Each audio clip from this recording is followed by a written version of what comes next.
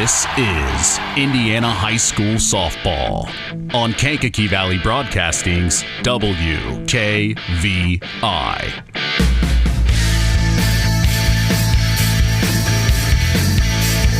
Brought to you in part by Culver's Portside Marina, NEPCO, Crane and Equipment Services, Farm Fertilizers, First Farmers Bank and Trust, Lawrence Farms, Mark's Body Shop in Knox, Zingo Express, Pulaski Memorial Hospital, Stark County Co-op, The Auto Park with locations in LaPorte, Plymouth, and Bremen, Standard Plumbing, Heating, and Air Conditioning, Collins Insurance, Howard's Marathon of Winamac, and 5 Star. The KVB pregame show with Mitch Columbi is next. The next offering swung on and popped. Deep hit, and it's going to be gone. A big-time home run. 5 Star, the largest meat and grocery store in the area, focused on quality, value, and customer service. The 5 stars in the name of the store come from 5 family members of the original owners serving in World War II, each one represented by a blue star on a flag hanging in the front window of the family home. That's why even decades later, 5 Star is known for its dedication to service. Now that dedication means savings for you. 5 Star, one of the We Care stores, the area's largest meat and grocery store, focused on quality, value, and customer service. Located, you know where, in the Knox Mall.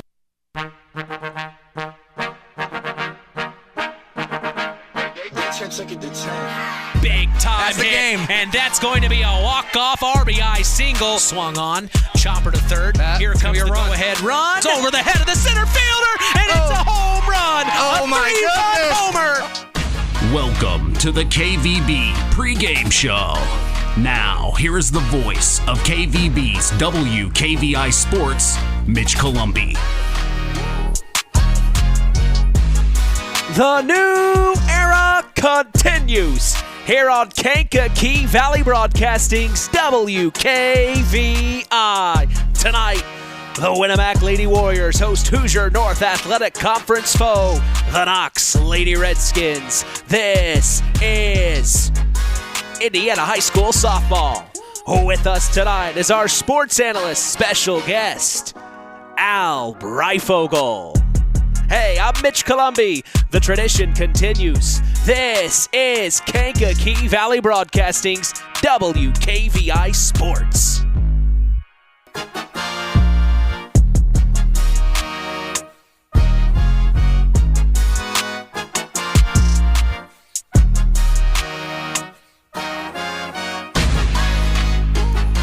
And we welcome you to the beautiful Warrior softball field in Winamac, Indiana, 46996. We are back for more as we are set to continue the new era of Kankakee Valley Broadcasting Sports on 99.3 FM and around the world, streaming live on WKVI.com as we get ready for our second softball broadcast of the 2024 spring sports season. We have talked with both head coaches of the Winamac Lady Warriors, Jenny Belcher, and the Knox Lady Redskins, Richie Morgan, on the Saturday Sports Line, of course. But when we look at the home team in today's contest, Winamac manager Jenny Belcher and her Lady Warriors started their 2024 campaign almost a month ago on March 21st against Tippecanoe Valley and won 6-5. They followed that up with a tough loss against South Central on April 6th. 6-3 was the final. They hit the road to take on Rochester and fell 3-0. Then last Saturday they beat Northfield big time. 16-2 was the final. This past Monday they took on Pioneer on the road and lost 5-1. Then on Tuesday they beat LaVille with a final score of 19-1. Last night, we saw them take on their cross-county rival, the undefeated West Central Lady Trojans, and came out victorious in a come-from-behind win in the 7th inning. 5-4 was the final. The Lady Warriors come into today's contest at 4-3 on the year and are 1-1 in Hoosier North Athletic Conference play. Leading the team, swinging the bats for the Lady Warriors is Michaela Warner. She's averaging a .476 at the plate. Right behind her is Maggie Smith, batting a .357 up to this point. Rounding out the top three is Lindsay Walters, averaging a .333 at the plate. As a team, these Warriors are hitting a .250 batting average on 46 hits, 50 runs, 35 RBIs, while striking out 53 times. For the pitching, the Warriors have used 3 different arms through the 43 innings pitched. They have an ERA rating of 2.77. They have allowed 38 hits, 26 runs, and have struck out their opponents 44 times. With us tonight, breaking things down and analyzing play on the diamond, we are honored to have Al Breifogel as our sports analyst this evening. He was on location last night for us, providing live and in-the-moment reports on the Winamac Warriors Baseball Club. But tonight he joins me in the beautiful new press box at Winamac. Al, how are you today? Doing fantastic. What a great facility. Last night you're telling the score. I'm over there. The varsity boys are in a 2-1 battle, and they're going to the 6th and 7th inning, and the girls are behind, and they're coming back, and I'm trying to remember what game I'm supposed to be telling you about, because I'm checking the girls' game while I'm trying to call the boys' game. And 2 big victories for the both programs last night. So it was a great night. And I love the facilities. It's first I've seen them from afar. I haven't been here. I haven't been up in the press box. Just great. Of course, the thoughts are split in the community, because everybody likes that the facilities are all on campus now. But, the town park had a kind of an aura about it, when people would come in there. Had a lot of history there. Oh, tons of history. I mean, I umpired, my gosh, probably 400 softball games over there through the years back in the day when I could move. And for the late Dr. Udis, who was running the program then, and of course spent a lot of time around Ron Nye, just a super guy. The history of his coaching too, and Coach Belcher and what she's done here. So yeah, Winamac softball is got a great history, and it's got a successful history. So this new facility. I'm always excited about new facilities, but it just looks great. They did a really great job. I was going to say, when I do football, you say they're running from left to right on your screen. Well, the grass is cut, ladies and gentlemen, from southwest to northeast tonight. This is great. Well, Al, from the quick rundown I gave us on the Winamac Lady Warriors, give us your quick opinion. The 250 batting average, really, in softball, I would expect that to be higher. They have a few strikeouts. At this level, and just like last night at the varsity boys, defense is critical. People don't realize how critical defense is in softball and baseball in high school.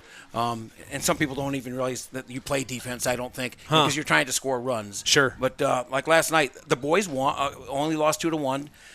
Twin Lakes had only lost 1 game all year, and that was perennial powerhouse Lafayette Central Catholic. That was in 9 innings, 2-1. Yeah, I remember you telling me. And Coach Hendricks, I don't want to talk out of school, but Coach Hendricks was concerned last night.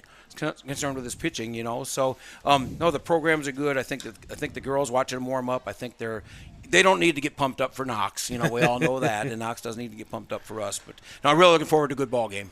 Well, we do, in fact, turn the page and look at the Knox Lady Redskins. Head coach Richie Morgan and his Lady Redskins started their 2024 campaign on the road against West Lafayette and fell 5-3. They then took on Argus and won 6-0. They hosted Frontier for their first home game and won big time, 16-2. On April 6th, they traveled to John Glenn and won 5-1 before falling to Hebron on the road 9-0 on April 10th. The Lady Redskins then took on Lebanon and lost 6-4. Last Saturday, they beat Brebeuf 11-7. Then on the same day, they faced off against Central Noble and fell 9-4. Yesterday, they took on New Prairie and came up short 11-5 as the Lady Redskins come into this conference matchup at 4-5 on the year, and this will be their first HNAC battle of the season. When it comes to hitting, Carly Friedrich leads this team with a .667 batting average. Right behind her is Sarah Ford, averaging a .414 at the plate, and rounding out the top 3 is Cadence Qualls, averaging a .407. As a whole, this team has a .310 batting average. They have 78 hits, 54 runs, and 46 RBIs on the year. Looking at the pitching for the Lady Redskins, they have used 5 different arms through the 58 innings pitched. They have an ERA rating of 4.59. They have allowed 79 hits, 50 runs, and have struck out their opponents 40 times. Al, the thing about this game here is the conference shakeup next year. This may be the last time the Knox Lady Redskins and the Winamac Lady Warriors softball clubs face off. Of course, you don't want to say ever, but for the foreseeable future, this could be the last game. Yeah, and I'm sure both coaches have talked about it with their players, with the history of the two teams and the potential each year for to have great games, and the girls know each other so much. I know conference shakeups, they come and they go, and I know we used to be in the Midwest Conference and things moved around, especially in football. But they'll start new rivalries. They'll start seeing different players, different programs, and that's not all bad either. So they'll get to stretch a little bit their experience in different facilities. Well, it's just interesting, as long as these two teams have played each other in sports, probably before I've even been born, which was 30-plus years ago, the fact that this could be the last game that these two teams face off against each other, I think it's another reason we should be here for this special occasion. But your thoughts on these Lady Redskins from the quick rundown I gave us? Yeah, I mean, they're hitting a little bit higher batting average, scoring some runs. From watching the teams warm up, because I don't know, the players. Once I got out of the coaching system in Winamac, I kind of lost track of the kids, and the families and stuff. But a lot of names. A lot of names, yeah. Just watching them warm up. I mean, the teams both look fairly sharp. I wouldn't think. Of course, with this playing 9 games already, I'm amazed they got 9 games in with the weather the way it's been. You know what I mean? No. And they're 4-5. So they got to be hitting the ball pretty good. They must be playing pretty good. The teams that they have played against, they haven't had a cupcake schedule. So it'd be interesting to see tonight how that turns out. Well, we are expecting a great afternoon of IHSAA Hoosier North Athletic Conference softball action as we appreciate you joining us on the Coca-Cola pregame show, Taste the Feeling. We'll be back after a word from our sponsors. The Pulaski Memorial Hospital Injury Report is next. You are listening to Kankakee Valley Broadcasting's WKVI. It's hard to believe, but time sure does fly by. Collins Insurance Agency in downtown Knox are celebrating over 30 years of taking care of all of your insurance needs in our communities. If I could turn back time. And we're not going anywhere.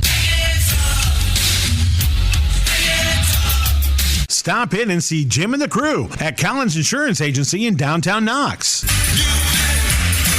Insurance you can count on from a business you've trusted since 1989. Proud presidential partners of Western Reserve. Who's in? Who's out? It's the Pulaski Memorial Hospital Injury Report with Mitch Columbi. Mitch?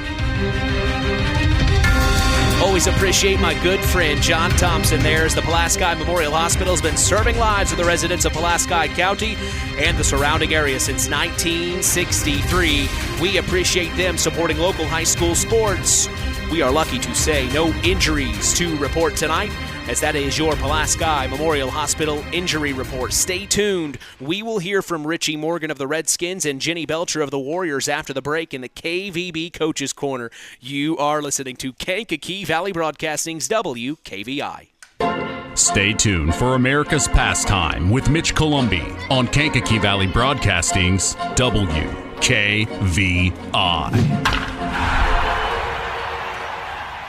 Pulaski Memorial Hospital. Quality care closer to home. Pulaski Memorial Hospital is all about community and keeping our community spotlight shining on the accomplishments of our youth.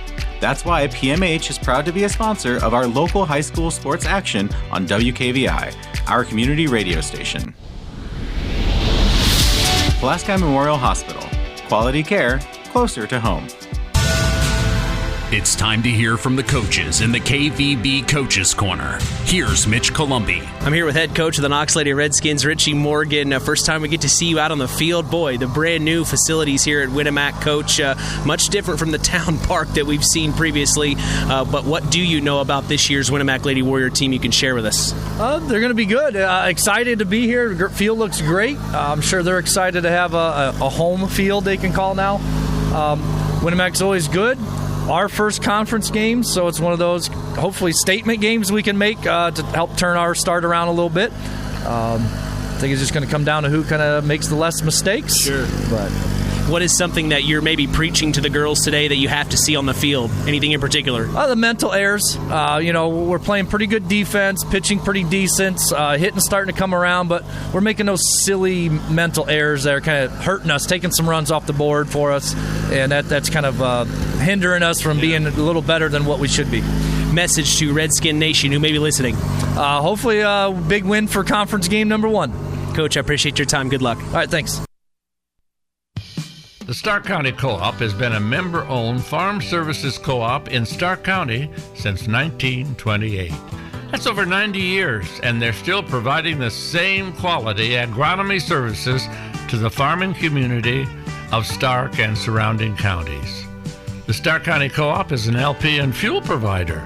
The Stark County Co-op purchases grain at both locations, Hamlet and Brems. You can reach them by phone at 1-800-782-3392. All right, I'm here with head coach of the Winamac Lady Warriors, Jenny Belcher. Coach, what a win last night over your cross-county rival. We talked in post-game. It was the confidence builder you guys needed. Here you are, turning right around. It's a conference battle. The last time you'll see the Knox Lady Redskins for the foreseeable future. This could be the last game for quite a long time. What do you know about this year's Lady Redskin team? I don't know a lot, to be honest. With softball, we just play so many games that you don't get a whole lot of information a lot of times on teams. It's just like next team up, who we got. So, we were focused on West Central through yesterday and today Knox. I do know they're having a decent season. I do know they're fundamentally strong. They always are. And I know Richie will have the kids ready to go. So I think it's going to be a good ball game tonight. Anything in particular you're wanting to build off of from last night and carry over to today? I'm interested to see if we can carry some of the momentum from last night. You never know how a team's going to react, whether they're able to do that or whether there's a letdown. And I'm hoping and confident, I guess, that we're gonna build from that. We needed that win last night, so hopefully good things will come from it. Message to Warrior Nation here at home. Hey, we got a nice night out here at the new field. Come on out and let's see the Warriors versus the Redskins. Should be a good one. Appreciate your time, Coach. Good luck. Thank you very much. Hey folks, Auto Park Fort LaPorte has got some news for you. We now have the largest selection of pre-owned vehicles in LaPorte County. So if you're in the market, come and check us out because right now is the best time to trade in your current vehicle. Not interested in purchasing a vehicle? That's okay. We'll buy yours even if you don't buy ours. Not currently in the market, but your car needs serviced? Come check out our newly renovated service department and let them take care of all your service needs. And remember, we're not just an auto dealer, we're an auto park. Time now for the keys to the game. Sponsored by the Auto Park with locations in LaPorte, Plymouth, and Bremen. All right. As we get set for Indiana High School softball action, what are your keys to the game as a Knox Lady Redskin, Al? Well, listening to Coach Morgan, they need to be a little bit more mentally into the game. They're hitting okay. He said their pitching's been all right. Defense, you get 2 or 3 errors and you can get a 3-4 run inning thrown on you real quick. So I think they're going to have to tighten up their defense a little bit and just ride that pitching. All right, now flip sides. If you are the Winamac Lady Warriors, what do you have to see on the diamond tonight? First thing, I think they have to come out swinging. They got to come out swinging the bats, get aggressive, maybe get Knox down a little bit, get them thinking some. And once again, the pitching is going to be critical. And just stay calm. It's a home field. You're all excited. Just stay calm, play your game. I'm sure Coach Belcher's talked about this and Coach Smith all week, so they're just going to have to come out swinging the bats, see if they can get some runs on the board. That's our keys to the game, sponsored by the Auto Park with locations in LaPorte, Plymouth, and Bremen. Time to sit back, pop open an ice-cold Coke and chill. The Coca-Cola pregame show continues. You're listening to Kankakee Valley Broadcasting's WKVI.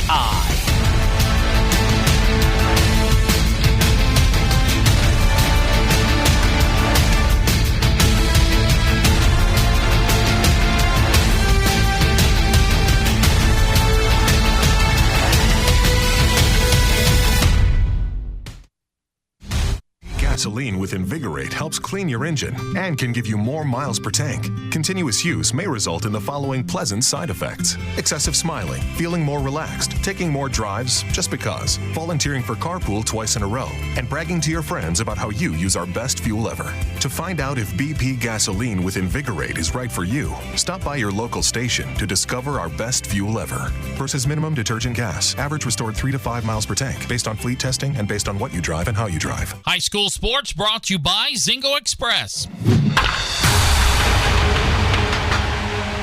Now it's time for the KVB starting lineups.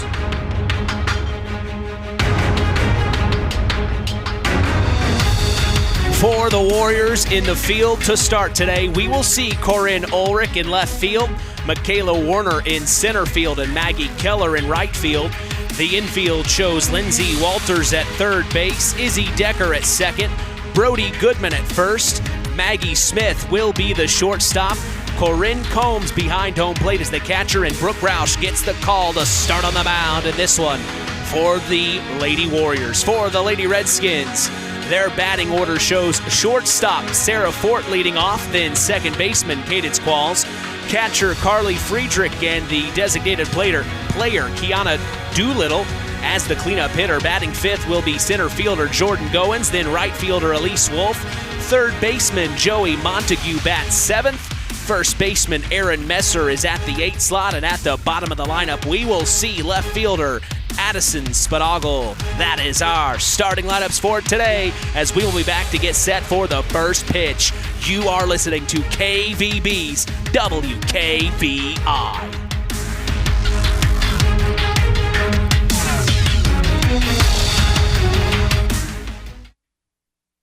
Stay tuned for America's Pastime with Mitch Columbi on Kankakee Valley Broadcasting's WKVI.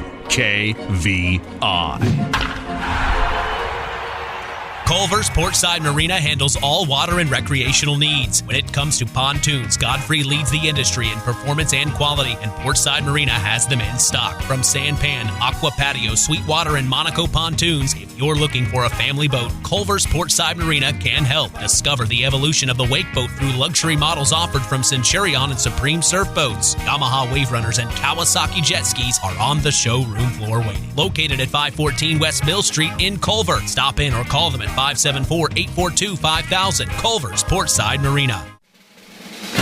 The tradition continues with Mitch Columbi on Kankakee Valley Broadcasting's WKVI. From Winamac, Indiana, welcome to game number 4 of our 2024 Spring Sports broadcast season, to see the Winamac Lady Warriors take on their conference foe one last time, the Knox Lady Redskins. Hello again, everybody. I am Mitch Columbi. The tradition continues here on Kankakee Valley Broadcasting, as WKVI will always be there. You can stay up to speed on local high school sports in this area by following us on social media. We are on Instagram at WKVI Sports, on X, formerly Twitter, at KVB Sports, and on Facebook at Sports to the Max for all Kankakee Valley Broadcasting sports content. You can listen to us on your phone.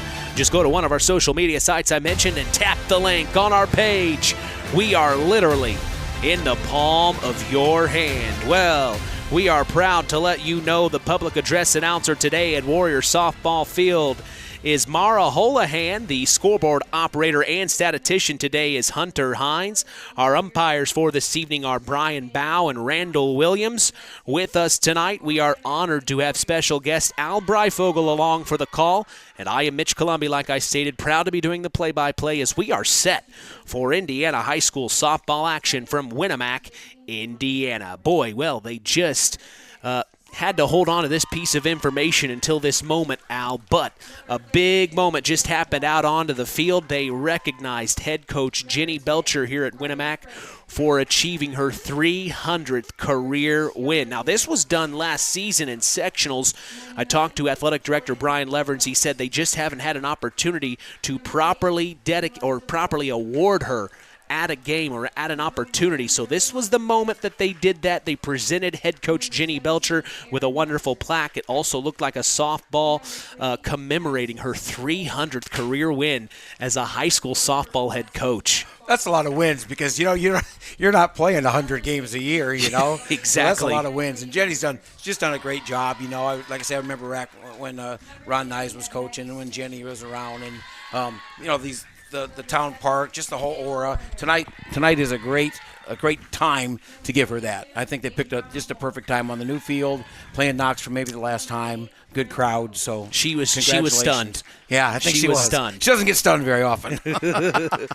Well, they're going through the starting lineups here. We remind you, batting first for the Knox Lady Redskins. We will see shortstop Sarah Fort leading off, then second baseman Cadence Qualls, catcher Carly Friedrich, and then the designated player Kiana Doolittle as the cleanup hitter. Batting fifth will be center fielder Jordan Goins, then right fielder Elise Wolf, third baseman Joey Montague bats seventh, and then first baseman Aaron Messer is at the 8 slot, and then in the 9 slot is left fielder Addison Spadogel as we pause for our national anthem.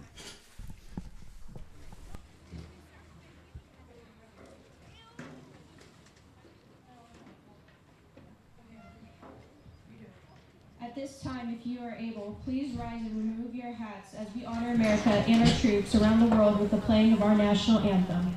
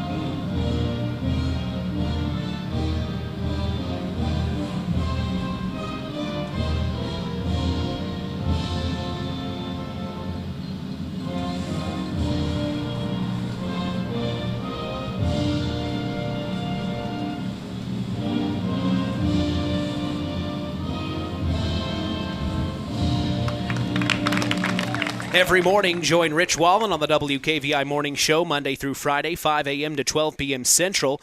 Catch local news as well for our area with Kankakee Valley Broadcasting News Director Anita Gooden, who covers news on WYMR and WKVI.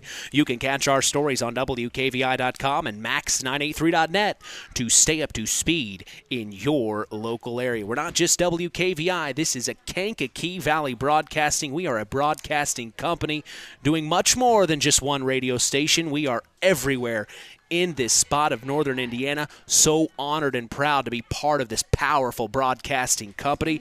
As we do remind you, Kankakee Valley Broadcasting is going to historic Wrigley Field to catch the Chicago Cubs take on the Cincinnati Reds Sunday, June 2nd. Hop on a chartered bus at KVB headquarters and be chauffeured all the way to the friendly confines. Enjoy all you can eat and drink. Yes, all you can eat and drink as we hang out on the historic rooftops. Call 574-772-6241 during regular business hours to save your seat and join KVB for Sunday Fun Day. We went down the lineup once again for the Knox Lady Redskins as they will be batting first. In the field defending are the Winamac Lady Warriors. We'll see Corinne Ulrich in left field, Michaela Warner in center field, Maggie Keller in right field.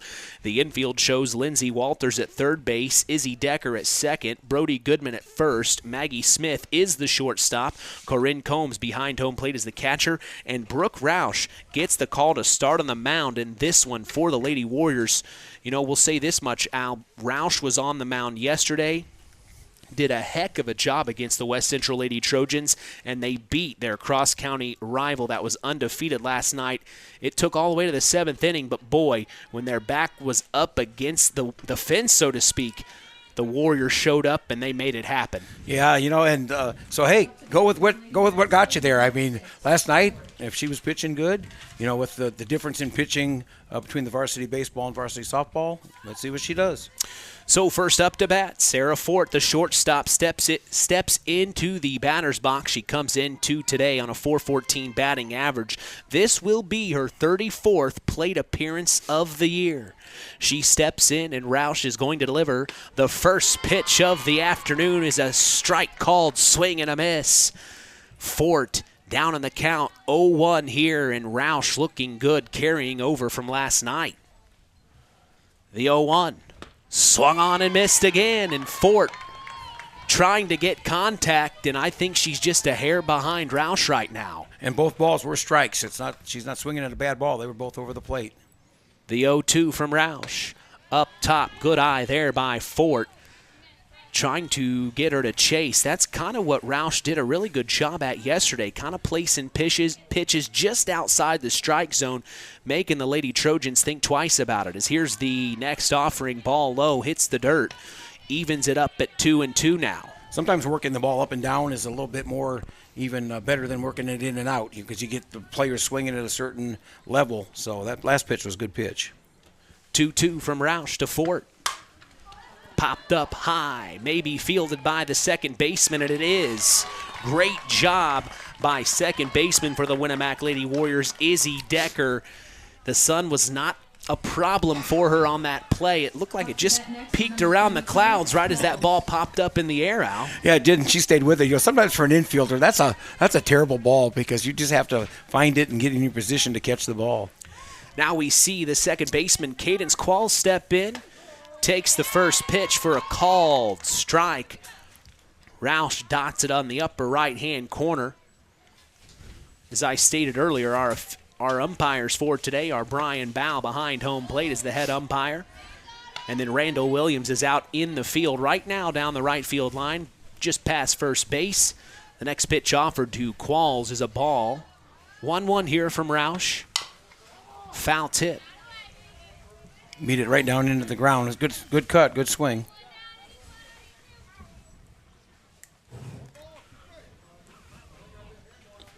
Qualls comes into today a .407 batting average. This is her 30th plate appearance of the season as she fouls one right to head coach Richie Morgan at the third base. Made a good play.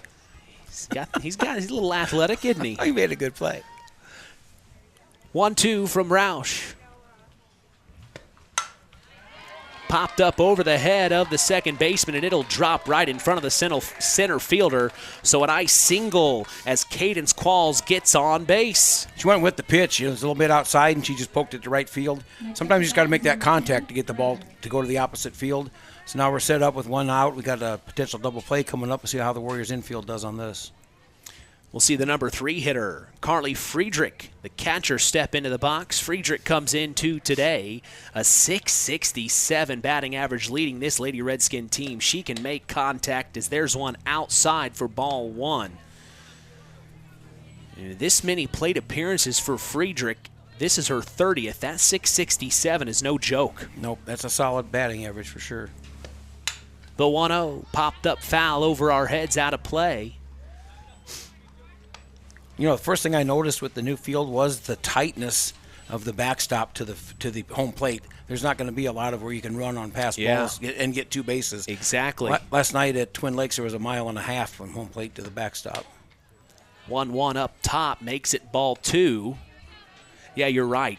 Maybe 10, 15 feet right behind the umpire, really. Yeah, maybe 15 feet. Not much. I could run that. The 2-1 is swung on and gets through between the second baseman and shortstop, and it'll advance the runner to 2. So it will be a single there for Carly Friedrich. She gets on base and advances the runner, Cadence Qualls, to 2. Michaela Warner made a great play coming in and getting the ball quick. It wasn't a hit and run. The runner was off first base a little bit, but they were not able to advance to third base because the center fielder got in there and got the ball back to the infield real quick. Cleanup hitter Kiana Doolittle steps into the box as the designated player, takes the first pitch for ball 1 up top.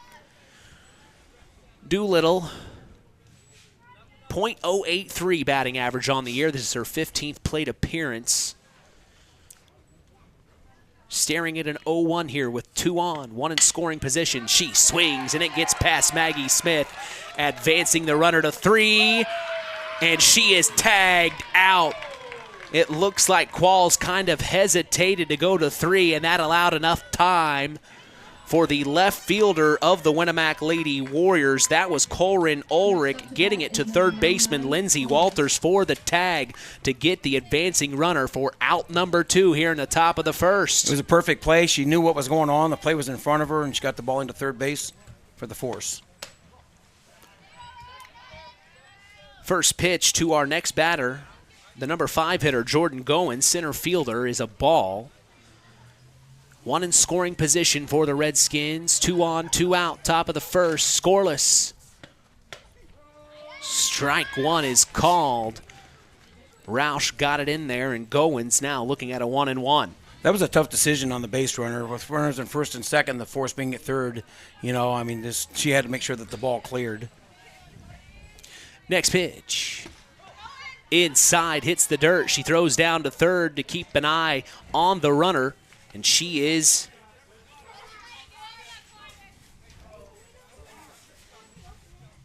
staying at 2 now. Yep. Thought about going to 3.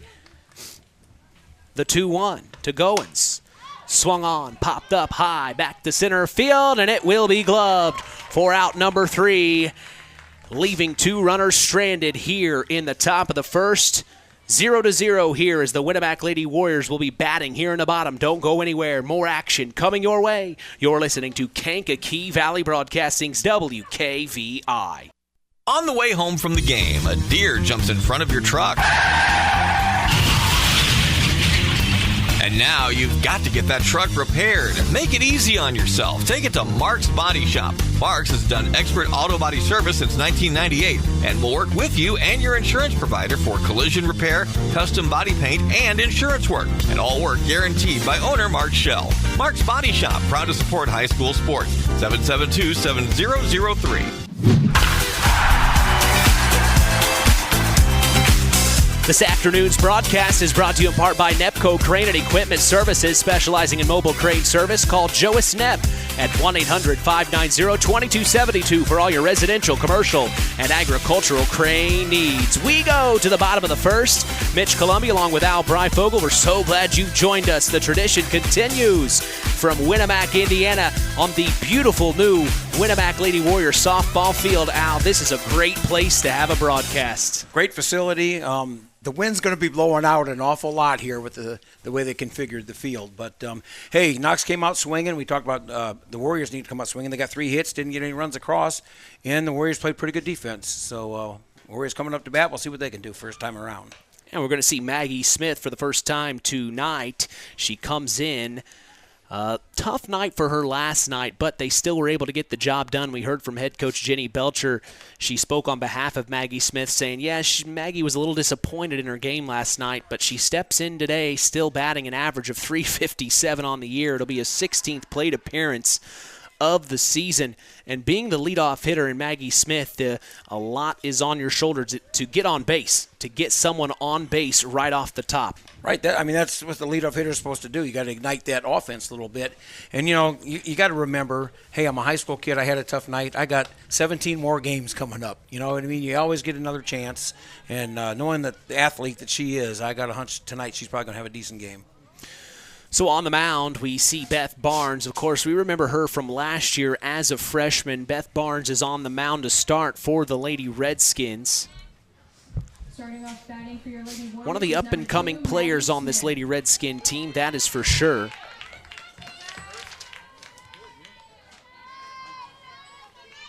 Barnes, a junior, this season. Sophomore last year, my apologies. First offering to Maggie Smith is outside for ball 1. Good eye there. Yeah, she didn't overreact. I know she's wanting to get a good start here, but she took that pitch very well. Smith bats left. Barnes throws right. She delivers the 1-0. Up top, It looked like Maggie was trying to maybe slap hit there, but she decided not to go on it. That's exactly what I thought. She kind of choked down on the bat and pulled the bat back a little bit like she was going to slap it to the left side. 2-0 from Barnes to Smith. And that is ball 3. All 3 pitches so far have been in the upper area, so she's got to have to get a release point where she can get the ball down into the strike zone. The 3-0. That time called strike. You saw Smith really choke up on the bat, maybe almost thinking about bunting. That's what it looked like. Looked like she was going to put one down. She pulls it at the last second, and it is a called strike. So now 3-1 from Barnes to Smith. Swung on. Right to the shortstop. Throws over to first, and she is not in time. The wheels by Maggie Smith gets there first. As the shortstop, Sarah Fort, zips it over to Aaron Messer, but it's just not in time, so Smith gets on base. That's why you dig on every hit. I mean, put your head down. Don't watch where the ball's going. You got base coaches, and she got down to first base and got the job done. Now we see the number 2 hitter, Michaela Warner, step into the box for her first plate appearance of the afternoon. She swings on the first pitch offered, popped up high, fielded by the shortstop, Sarah Fort, for out number 1, keeping Smith at first. So there it is, a quick out for the Warriors here in the bottom of the first. Yeah, she took the first pitch to swing at. It's kind of funny. Maggie took, 5 pitches, so. Adriana Hall, the designated player, will step in now. Facing Barnes for the first time tonight. Swings and right to the third baseman. Throwing over to first, and they get the out for out 2. Throwing over to second, trying to tag Smith. But she is safe. Smith thought about taking 3, and at the last second turned around, went back to 2, slides head first in. She's safe. What a great play by first baseman Aaron Messer. I mean, she knew what she was going to do before she even got the ball. As Maggie rounded second, she was a good 10 feet off. It was a great play. So now 2 outs for the Warriors here in the bottom of the first with a runner in scoring position. It's Maggie Smith. We see the number 4 hitter, Corinne Combs, now in the batter's box. Combs swings. Popped up high, back to right field, and it's a foul ball, almost played by the right fielder. Elise Wolf hit her glove, but bounced right out. Great effort. You know, when you're running for those balls, especially as they're going away from you, left-handed hitter or right-handed hitter is going to slice that way. That fence gets pretty close to you pretty quick. 0-1 the count here. Barnes to Combs, the cleanup hitter. 2 on, 1 in scoring position here in the bottom of the first for the Warriors. The 0-1's up top, Smith. Thought about going to 3. She about got halfway down before turning around and going back to 2. I think she's playing a little game here with the catcher. I think she is. She wants her to. She's right in her eyesight, so the catcher knows what she's doing. Carly Friedrich having to keep an eye on her as here's the next offering. Called strike, making it 1-2 to Combs here. Big pitch here for Barnes. Try and get out of this inning.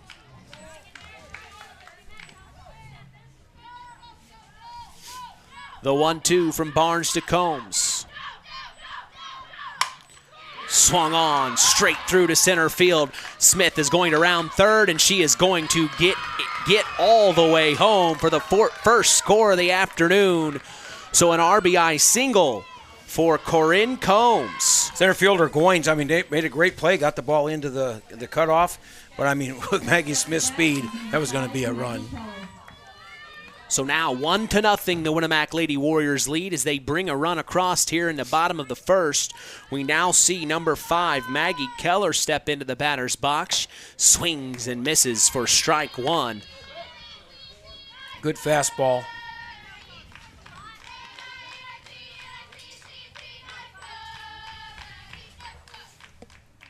Keller, a .217 batting average on the season. It's her 24th plate appearance of the year. The next pitch from Barnes is up top, ball called, evening it up at 1-1. Look for Barnes to bring another fastball. That the batter was behind that last one, so we'll see I would throw a fastball here. Good contact. Straight through, back to the center fielder. It advances Corinne Combs to 2, so a single for Maggie Keller. That was a good comeback by Maggie because the first pitch, fastball, she was behind on, and she timed that one perfect. It went right up the middle. Now the pitcher, Brooke Roush, will step into the batter's box and face Beth Barnes for her first plate appearance of the evening. First pitch from Barnes, called strike, upper right-hand corner, and you can hear the chants from the Lady Warrior dugout cheering on Brooke Roush here. You know, the girls' games are always noisier, Mitch. They are.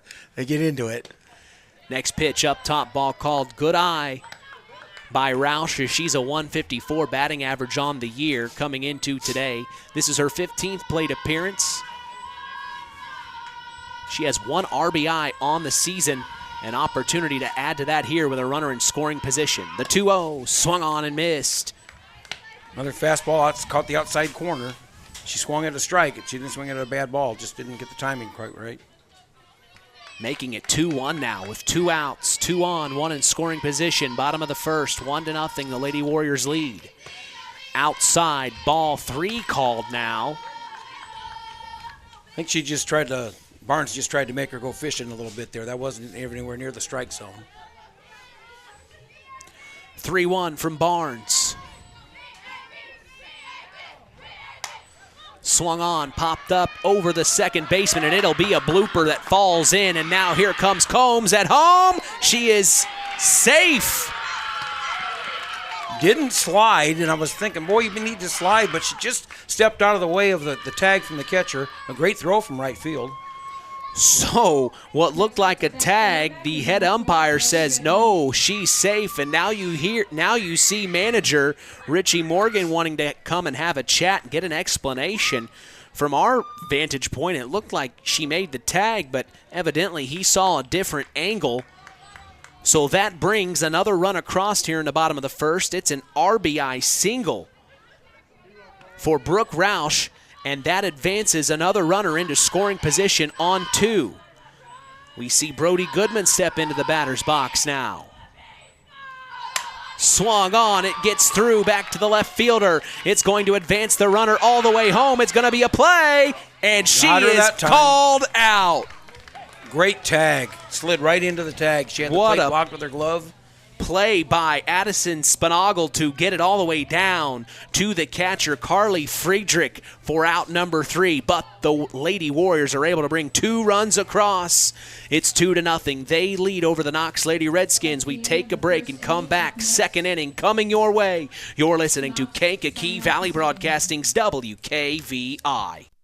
When you grow up on the land, you have an appreciation for it. When you grow up and work on a family farm, on land that is shared by members of a family, all working together as a team, that appreciation grows even more. They know what it's like to work as a team to get the job done. At Lawrence Farms of Knox, Todd and Josh Lawrence and family support the local high school teams and wish them success all through the season.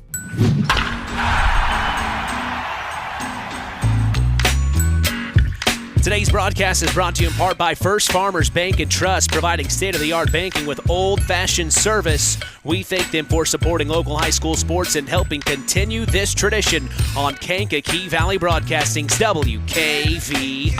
We go to the second inning. Mitch Columbia along with Al Breifogel. 2 runs crossed in the bottom of the first as the Lady Warriors take the lead here in this Hoosier North Athletic Conference battle.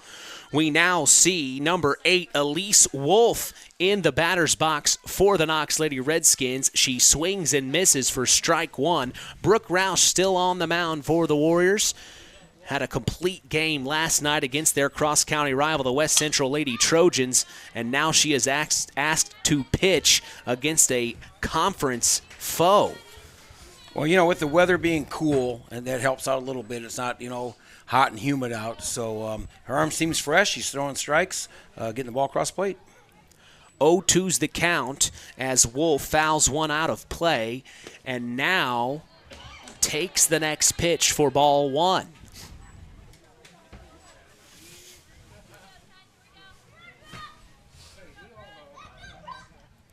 The 1-2. Swung on right to third baseman. And over to Brody Goodman for out number 1. Great job by the third baseman, Lindsey Walters, to gather that and zip it over to Brody Goodman for out 1. Good concentration on Goodman to come get the ball. Was up the line a little bit plenty of power behind the ball. It was a good play all the way around. So now we see number 1, Joey Montague, step into the batter's box. She takes the first pitch for a called strike.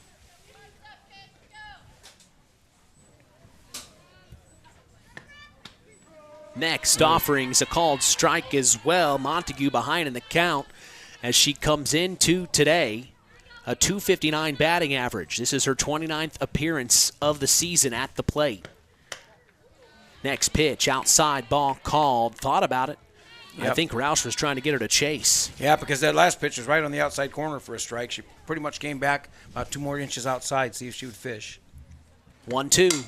Swung on, popped up high. Back to the left field. Maggie Smith tried to make a play but couldn't, and it'll fall right in front of the left fielder for a nice single. That ball couldn't have been placed any better because it was between the two. Maggie had to go at an angle to try to get to the ball, and so it just dropped in for a single. So Montague on first with 1 out. We now see Erin Messer, the number 8 hitter, step into the batter's box. She swings on the first pitch offered. Foul tip. I have no chance to get a foul ball tonight because of this net. I mean, I'm ready back here. Let's go. Safety first. Messer, a very good person at the plate. 300 on the year. As she swings and hits one right to the second baseman, advancing the runner to 2. She is tagged at first, but she does get Montague in scoring position, and that's what you need to do. Great play by Decker to keep the ball in front of her. Took a short hop, didn't get by her. She kept her body in front of it and still got the out. So now, stepping into the batter's box, the number 9 hitter, Addison Spinagle, left fielder. Takes the first pitch from Roush, a called strike. 1 on, 2 out, top of the second, 2-0. The Lady Warriors lead the Lady Redskins. Roush deals. Swung on, and it gets into the gap. This is going to bring a runner all the way home.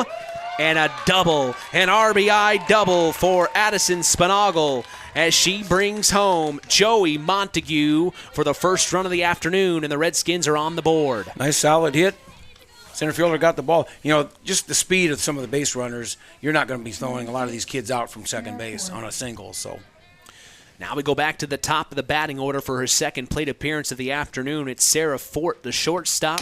Swings, and it's a short hit down the third base line, picked up by third baseman Lindsey Walters. Didn't get it to Brody Goodman at first in time.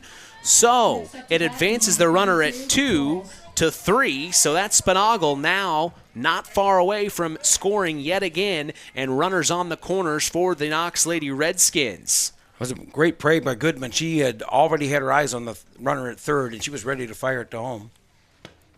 There goes Fort to 2, and Smith just cuts it off, allowing Fort to get to 2. So now 2 runners in scoring position for the Knox Lady Redskins. 2-1, the Lady Warriors lead here in the bottom of the second, or top of the second, with 2 outs. 0-1 from Roush, swung on, right back to the pitcher, picked up by Maggie Smith. The tying run comes home. And Addison Spinagle will bring it across, so now it's 2-2. That's one of those plays where, as a pitcher, you try to go get the ball. Had she not deflected it, it would have went to the shortstop. But you know, you're trying to get the ball, you're trying to get the out. So I mean, that was a hit. Next up to bat, 1 in scoring position still for the Knox Lady Redskins. 2 on, 2 out, top of the second, 2-2. A lot of 2s here. First pitch to Friedrich is swung on right to the right fielder, and it'll make the bases loaded here as Carly Friedrich hits a line drive right to the right fielder, Maggie Keller. It drops right in front of her. So now the bases are loaded for the Knox Lady Redskins, and we will see number 2, Kiana Doolittle, the designated player. What a great play by Keller in right field. Got the ball to home plate on one hop, right at the plate. First pitch is swung on right back to the pitcher. She throws over to first. It's not in time. She didn't know what to do, and that brings home another run. Sarah Fort, and now the Knox Lady Redskins take the lead with 2 outs. The bases are still loaded. I think she lost track that the bases were loaded. She had the force at home very easily, and she kind of looked and went to first. Well, by then it was too late. So now the Lady Redskins in the lead by 1 run. Bases loaded. First pitch offered to Jordan Goins is popped up high. Back to Maggie Keller, and she gets the 3rd out for out number 3 here in the top of the 2nd. But the Knox Lady Redskins are able to bring 3 runs across and take the lead. We take a break and come back. Bottom of the 2nd is coming your way. You're listening to KVB's WKVI. At First Farmers Bank and Trust, agriculture has been a cornerstone of our business for more than 135 years. Our personal relationships within the ag community run deep for multiple generations. If you're looking for a financial partner that knows, understands, and supports agriculture, I'd love to hear from you. I'm Isaac Blue, ag banker at First Farmers. Come into our Knox, North Judson, or Culver branches, or visit us online at ffbt.com when you're ready to talk about growing your operation. First Farmers Bank and Trust, member FDIC, equal opportunity lender. This afternoon's game is brought to you in part by Howard's Marathon of Winamac, serving Pulaski County for 44 years. Call 574-946-6894. Ask for Howard or Dean. We thank them for supporting local high school sports and being part of this wonderful tradition. We go to the bottom of the 2nd. Mitch Columbia along with sports analyst Al Breifogel here at the beautiful Lady Warrior softball field in Winamac, Indiana. The Lady Redskins of Knox lead the Lady Warriors 3-2 as we will see the Winamac Lady Warriors batting first. Here is number 16, Lindsay Walters, the 3rd baseman. So it'll be interesting to see. This is her first plate appearance of the afternoon. Walters comes in to today. A .333 batting average. 3rd best on the team. This will be her 20th plate appearance. She has 5 hits on the season. Knox has 9 hits already through 2 innings. Of course, the Warriors came out with 5 hits in the first inning, so both teams are swinging the bats. There's no doubt about that.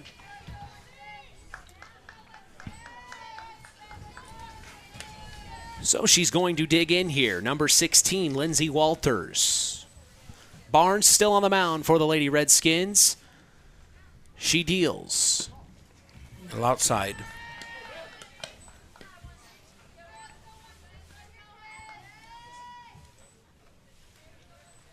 .1-0 the count. Barnes delivers. Ball 2 up top.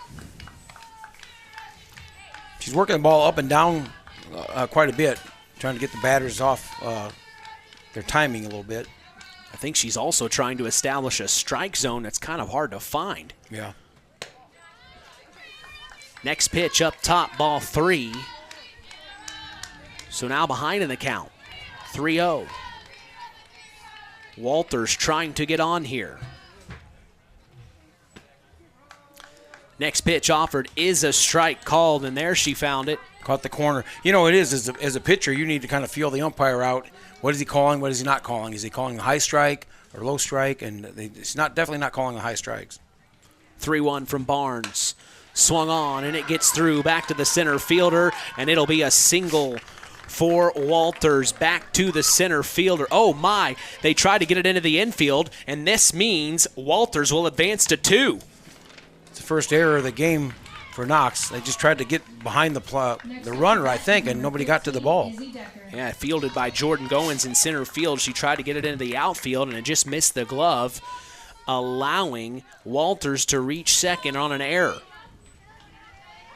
So now we see the number 9 hitter, Izzy Decker, second baseman for the Lady Warriors, step into the batter's box, and the tying run is in scoring position for them. No outs. First pitch offered, a strike called. I love watching the different plays when there's a runner on second, how the infielders will cut off a throw or let the throw go through, especially when there's a play at the plate. If there's somebody on third base also, they've got 2 or 3 different defenses that they'll call for that. 0-1 from Barnes. Outside ball called.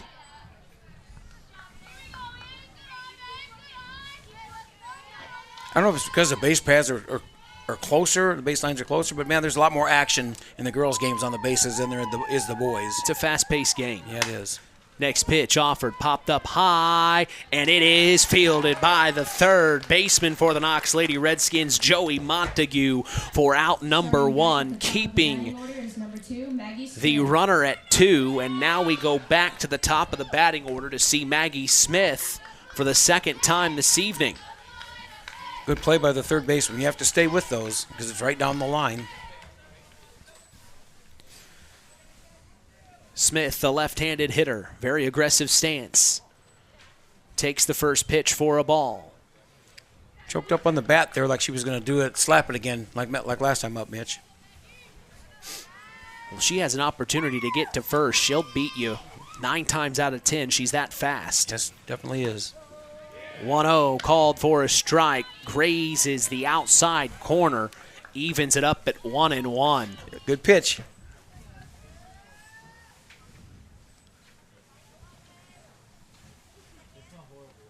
The next pitch.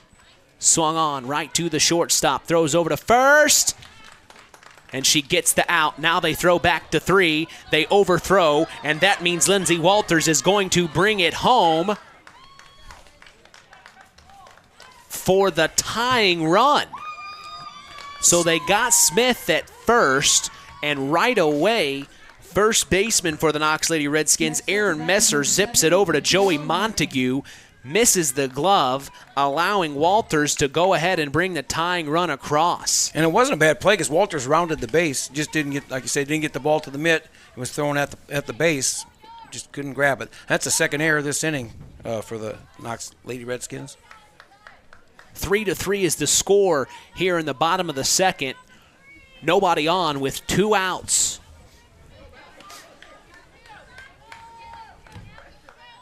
This is Michaela Werner stepping into the batter's box for her second appearance this afternoon, facing Beth Barnes. First pitch offered up top, ball called. High changeup.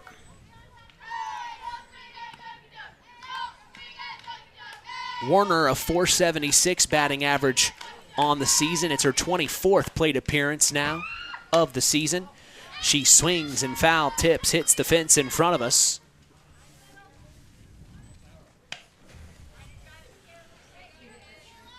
Well, the wind is non-existent, Mitch. When the game started, the flag in center field was stretched out. Now it's just hanging down. Yeah, no wind at all. Nope. A cooler day. Very calm right now.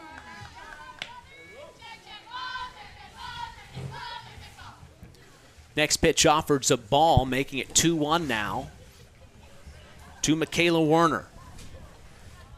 The 2-1 from Barnes. Finds the zone, evening it up at 2-2 now. Perfect strike right across the inside corner.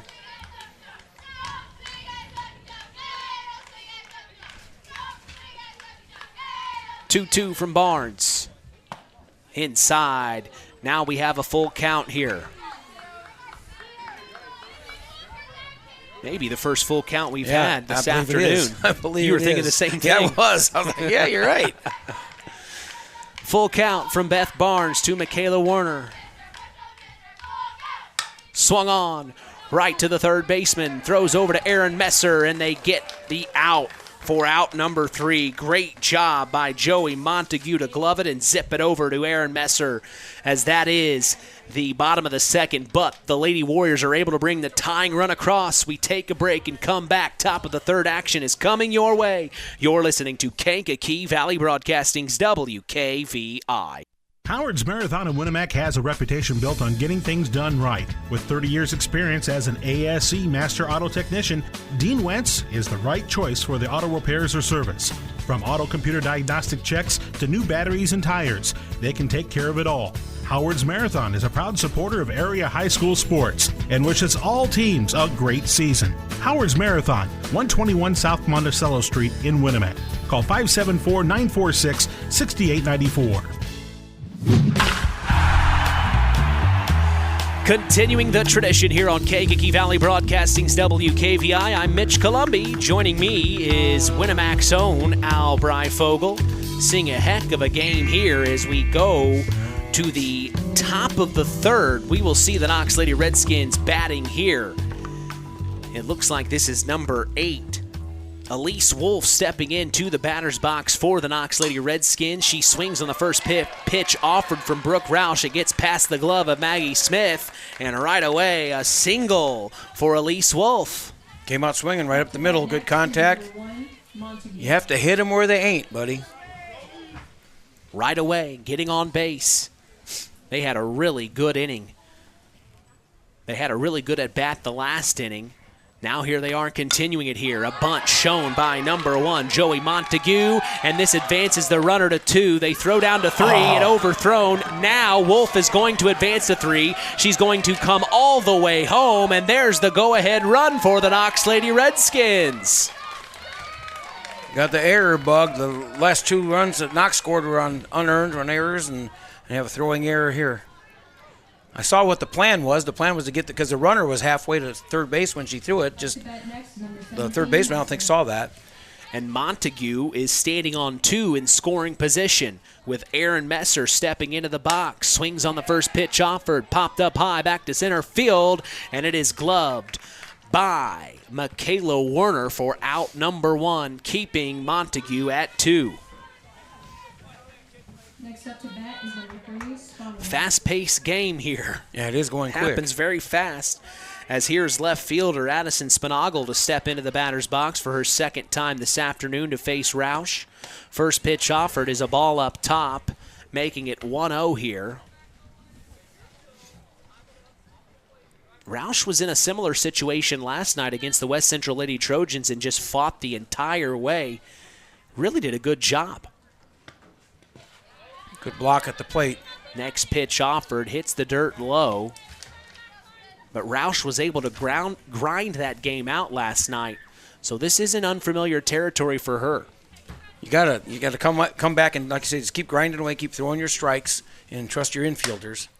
Next pitch offered, popped up high, back to right field. It'll be gloved, and it keeps the runner at 2, Joey Montague.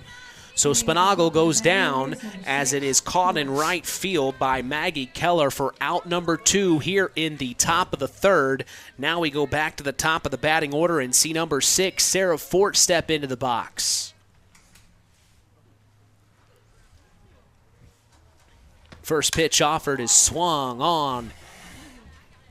They are swinging on the first pitch offered, and we've talked with several coaches in the area, Al, that say hypothetically, percentage-wise, the first pitch is usually the best pitch to go on. No, you would think so, because as a pitcher, you want to get ahead of the batter. As a batter, you want to make sure that the pitcher knows that you're going to be coming up swinging, So both teams are swinging the bats. Now the infield comes in to have a chat with Roush. As a team, manager Jenny Belcher was not a part of that. That was just the infield coming together. Some senior leadership, I think, from several of these players trying to build the confidence of Brooke Roush as the next pitch offered is swung and missed by Sarah Fort for strike 1 here. That was a great play there because Maggie Smith came over to cover third base because the third baseman is playing in tight, and the ball hit the dirt a little bit, so they had that covered. The 0-1 from Roush, swung on over the head of Maggie Smith. This is going to bring a runner. Nope, they're going to keep her at third. So now runners on the corners for the Knox Lady Redskins, and a nice job by Sarah Fort getting on first base. That's why it's so important for the outfielders. The worst thing you can do as an outfielder is hold the ball. Especially with the softball with the shorter bases. She got the ball right back into the infield immediately and saved a run. Now we see Cadence Qualls yet again this afternoon. Qualls digs in with runners in the corners. There goes Sarah Fort to take 2, and Combs will just keep it and throw it to Roush, allowing it to happen. So now 2 runners in scoring position with 2 outs, top of the third. The Lady Redskins lead 4-3 over the Winamac Lady Warriors. Next pitch offered is swung on and missed for strike 2. It's important here for Roush to just play catch with Combs now. It's just a 2-person game. The runners aren't going anywhere, obviously, so she needs to concentrate on that batter and get this third out. The 0-2. Popped up foul out of play, keeping it 0-2.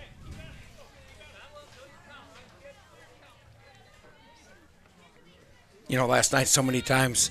You don't hear the crack of the wooden bat anymore. Aluminum sounds a little bit different. It is different. The 0-2 swung on. Right to third, over to Brody Goodman for out number 3, and a good job by Lindsey Walters to help the Lady Warriors get out of the inning, but the Knox Lady Redskins are able to bring the go-ahead run across, and they lead 4-3 as we take a break and come back for bottom of the third. Action is coming your way. You're listening to KVB's WKVI Sports. It takes smart planning by a skilled expert to get you just the right heating, cooling, and energy-efficient system for your home. McGrath Refrigeration can install an affordable Armstrong air system that will cut your energy costs while enhancing your comfort. You'll see the difference in your first energy bill. Give McGrath Refrigeration, your local Armstrong dealer, a call today at 574-772-3575. That's 574-772-3575. McGrath Refrigeration, where the temperature is always just right.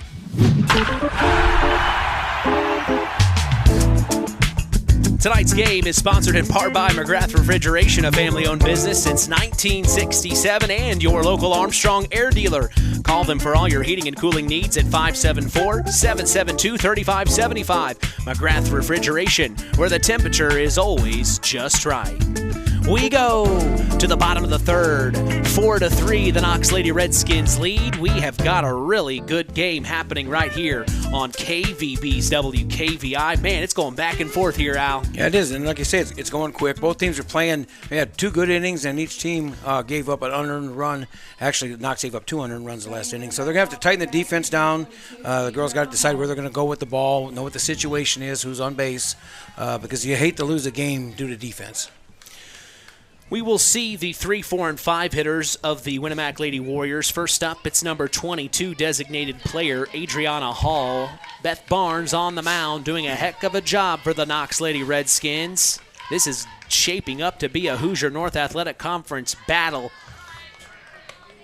And like we talked in the pregame, this is the last time these two programs will see each other for the foreseeable future. Yeah, because they're not going to be in the same class. First pitch offered is a ball. Next one is swung on, and it is foul. Barely foul. Foul by 6 inches, barely foul. Down the left field line. I don't think she realizes yet it was foul. She doesn't. Yeah, I got a single. No, you got a foul ball. She wanted it, that's for sure. Trying to talk the umpire into it. Even count here with no outs, nobody on. Bottom of the third, the Lady Warriors trail 4-3 here. The 1-1 from Beth Barnes. Swung on, popped up high, back to the second baseman, and it is fielded by the Knox Lady Redskins second baseman Cadence Qualls for out number 1, and that is how Adriana Hall is retired. We now go to the cleanup hitter, number 8, Corinne Combs, the catcher. Looked like a lime snow cone for a second there. You could see an awful lot of ball in that mitt. First pitch offered to Combs, swung on right back to right field, and it is gloved easily by Elise Wolf for out number 2. We are rolling right along here. Went with the pitch, tried to go to right field. Great idea, outside pitch, and the right fielder was there and ready. Now we see Maggie Keller.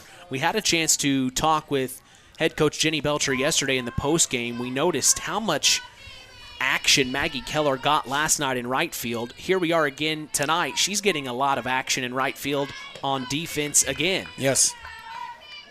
She steps into the box and takes the first pitch for a ball.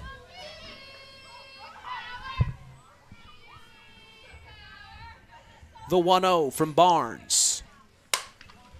Popped up high. Erin Messer trying to make a play, and she does for out number 3. A quick third inning as we pause for the 4th inning is coming your way. You're listening to KVB's WKVI. The key to high-yielding crops is accurate and dependable soil testing. This is Andy Awald of Farm Fertilizers and Seeds. Having the right information to make the most profitable fertility decisions is what Image Services from Farm Fertilizers and Seeds is all about. We combine cutting-edge technology and computerized record-keeping with a common-sense approach to soil sampling and fertilizer recommendations. Whether it be by management zone for field-level applications or grid-based for variable rate applications, count on Image Services by Farm Fertilizers and Seeds for your soil service needs this fall.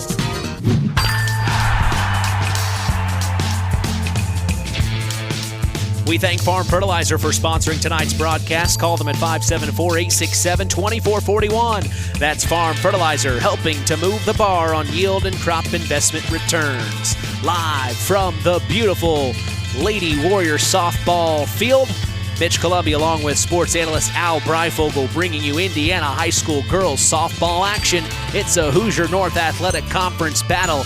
The last time these two teams will see each other for a long time. Maybe forever. The Lady Redskins lead 4-3 now as we go to the top of the fourth. We will see number 10, Carly Friedrich, step into the batter's box. Boy, when you hear that it is the last time they'll face, you kind of feel the weight of this game. You keep thinking that, and you're like, wow, can't believe Knox and Winamac is not playing ever again. It's really kind of shocking. Yeah, it is. First pitch offered to Friedrich is outside, ball called. And these two programs historically, always seem to find each other on the schedule for years. Not too far north from here is Knox, Indiana, as the next pitch is a huge hit by Friedrich.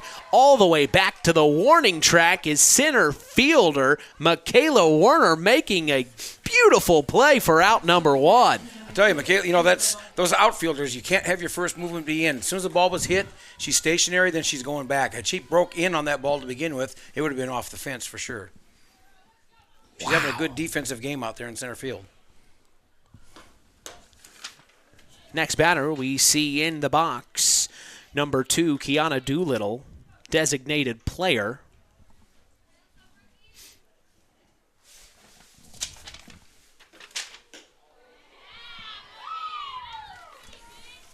Next pitch offered. Called strike. 0-1 the count here with one out. Top of the fourth. Next pitch offered from Roush is low and in the dirt.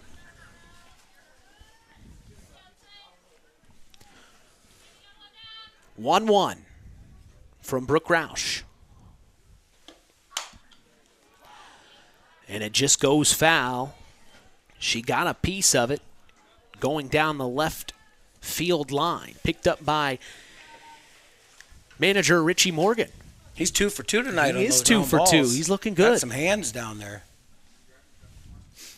1-2 from Roush. Outside. Evens up at 2-2 now.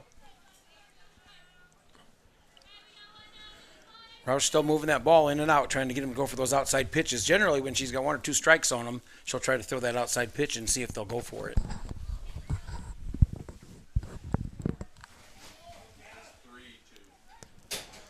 Three, 3-2 the count. Full count here for Doolittle. Swung on and popped up out of play, keeping her alive. Another full count we're witnessing here on the field. The batters continue to be aggressive. They're not watching a whole lot of pitches.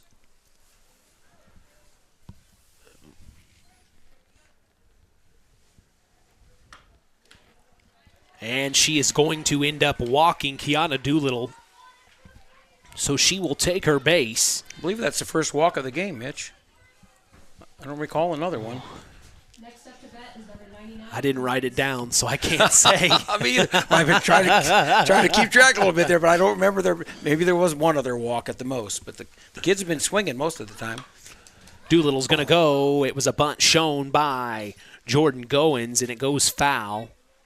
They were trying to get Doolittle to second in scoring position right away. This is one of those games where you're going to have to get every run you can. This isn't going to be, I don't think, 12-3 at the end of the game. They're having to work for their runs. The 0-1 from Roush. Bunt shown again from Goins. They throw down to first. They get the out, but that advances Doolittle to second, and now the Knox Lady Redskins have a runner in scoring position with 2 outs here in the top of the 4th. They lead 4-3 against the Winamac Lady Warriors. What a bunt. I mean, it just hit died 3 inches from home plate. So now Elise Wolf will step into the box for the Lady Redskins. First pitch from Roush is swung on right to the shortstop, Maggie Smith. Throws over to Brody Goodman, and she gets out number 3.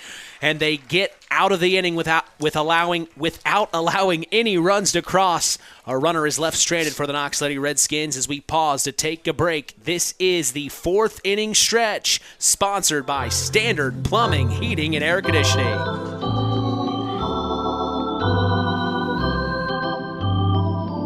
Standard Plumbing, Heating, and Air Conditioning is helping continue this wonderful tradition on KVB's WKVI. If you are uncomfortable in your home, give third-generation owner Brian Hammond a call at 574-936-4660, serving the local area since 1936. We appreciate them and their support toward helping continue the tradition here on Kankakee Valley Broadcasting's WKVI. It's the 4th inning stretch, sponsored by Standard Plumbing, Heating, and Air Conditioning. Since 1936, Standard Plumbing, Heating, and Air Conditioning have always taken pride in doing the job right. Third-generation owner Brian Hammond and his family have always set the standard when it comes to taking care of all your heating and cooling needs. Making your home a comfortable home is the absolute top priority. If you are uncomfortable in your home, give them a call at 574-936-4660. Follow them on Facebook. Let Standard Plumbing, Heating, and Air Conditioning help you take control of your comfort.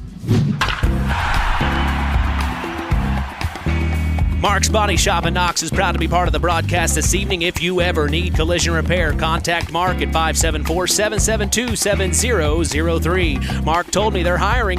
Get your applications ready and turned in for consideration at Mark's Body Shop in Knox. We go to the bottom of the 4th. Mitch Columbia along with Al Breifogel. We're so glad you joined us. The Knox Lady Redskins lead the Winamac Lady Warriors 4-3, and we have a special guest up here in the press box. Harold Welter's joined us now. How are you this afternoon, Harold? Well, I'll tell you what, being here at this beautiful new field at Winamac, I just had to come up here. I had to broadcast just a little bit from this beautiful stadium. They asked me to be the MC of the dedication ceremonies last Saturday, and I'll tell you what, that was one of the great honors I've had in 57 years of broadcasting high school sports on the radio. What a great facility. Well, Brooke Roush, she swung on the first pitch offered, and it gets called for the out. This nice grab there at center field for out number 1. And now we see Brody Goodman step into the batter's box yet again for the Winamac Lady Warriors. Harold, I'm guessing you did a few games from the town park in your years, didn't you? Yeah. And I'll tell you what, no home run records are going to be set in this new stadium, I don't think, No, because they had those short fences down there at the park. Yeah, those records are safe. I'm pretty sure. I think so. Goodman staring down a 2-0 from Beth Barnes. Swings and pops to right field, and it is gloved by the right fielder, Elise Wolf, for out number 2. So quick work here by the Knox Lady Redskins, Harold. You know, one of the great things about this rivalry is these girls all know each other. You know, the Sarah Fort, who's playing for Knox, used to play for Winamac. And I tell you what, there's a lot of friendships here. Lindsay Walters will step into the box. She shows bunt. It will stay fair. She is running down the first base line, and she is safe. Beautiful bunt. Beautiful bunt. Carly Friedrich tried to make a play on it, but Walters has the wheels, and she gets the first safely. Ooh, perfect bunt. That's the way you want to see it if you're a coach. When you hit that drag bunt, you're already running to first, you know, so she was on her way. We're going to see Izzy Decker, the left-handed hitter, step into the box with a runner on and 2 outs. Bottom of the 4th, she takes the first pitch for a ball. Looked like she was thinking of slap hitting there, but decided against it. You know, Harold, we've been talking about the action on the base runners on the girls' softball compared to the boys' baseball, how much difference it is. There's so much movement in the smaller base paths, you know. Oh, a little slap hit, hits in front of the home plate. Carly Friedrich picks it up. They throw down to first, couldn't get the tag. Then they throw to third and do. So there is out number 3. And that is how the Knox Lady Redskins get out of the inning, leaving a runner stranded for the Winamac Lady Warriors. We're going to take a break and come back. Harold Welter's with us. Don't go anywhere. You're listening to Kankakee Valley Broadcasting's WKVI. Real magic is everywhere. It's in your mom's cooking, in 4-hour dinners with friends, in that first bite of something new, and in the fizz of a Coca-Cola. Now with so many options for less than $5, the Coca-Cola Value Collection will help you make the most out of every magic moment for so much less. Taste the magic for less with Coca-Cola.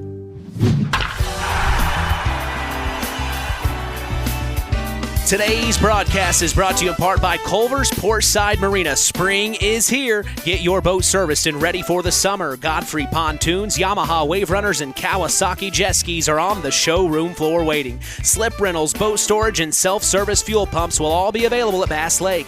Call them at 574-842-5000. That's Culver's Portside Marina. We go to the top of the 5th. Mitch Columbia along with Al Breyfogle. We've also got Harold Welter stopping by to say hello today. As the Knox Lady Redskins are stepping into the batter's box, it looks like this is number 1, Joey Montague. She swings on the first pitch offered from Roush. It falls in front of right fielder Maggie Keller, and that will be a single for Joey Montague, getting on base yet again, guys. Yep. Yeah. Maggie made sure she kept the ball in front of her. I mean, that was one of those ones you could easily overrun, and then the runner advanced. But she kept the ball in front of her and got it back into the infield. So now it's Erin Messer.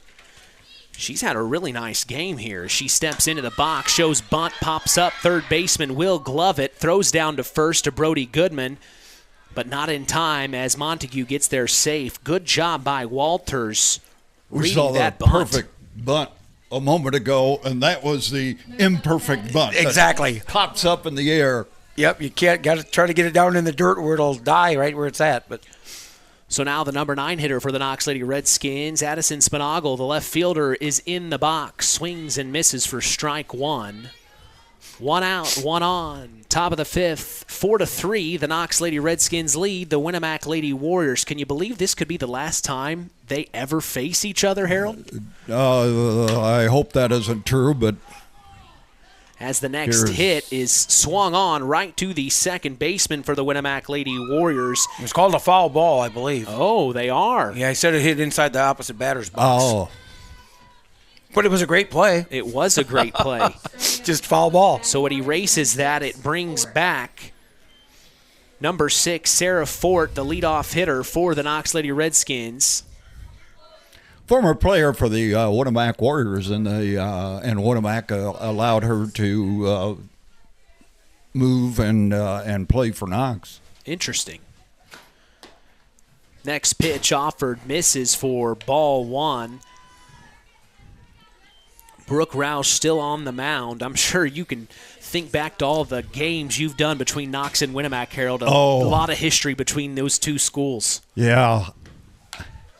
As here's a chopper to third, throws over to Brody Goodman, and that is out number 3. We are breezing through here as that is the top of the 5th. We're going to take a break and come back. Bottom of the 5th action coming your way. You're listening to KVB's WKVI Sports. BP gasoline with Invigorate helps clean your engine and can give you more miles per tank. Continuous use may result in the following pleasant side effects: excessive smiling, feeling more relaxed, taking more drives just because, volunteering for carpool twice in a row, and bragging to your friends about how you use our best fuel ever. To find out if BP gasoline with Invigorate is right for you, stop by your local station to discover our best fuel ever. Versus minimum detergent gas, average restored 3 to 5 miles per tank, based on fleet testing and based on what you drive and how you drive. High school sports brought to you by Zingo Express.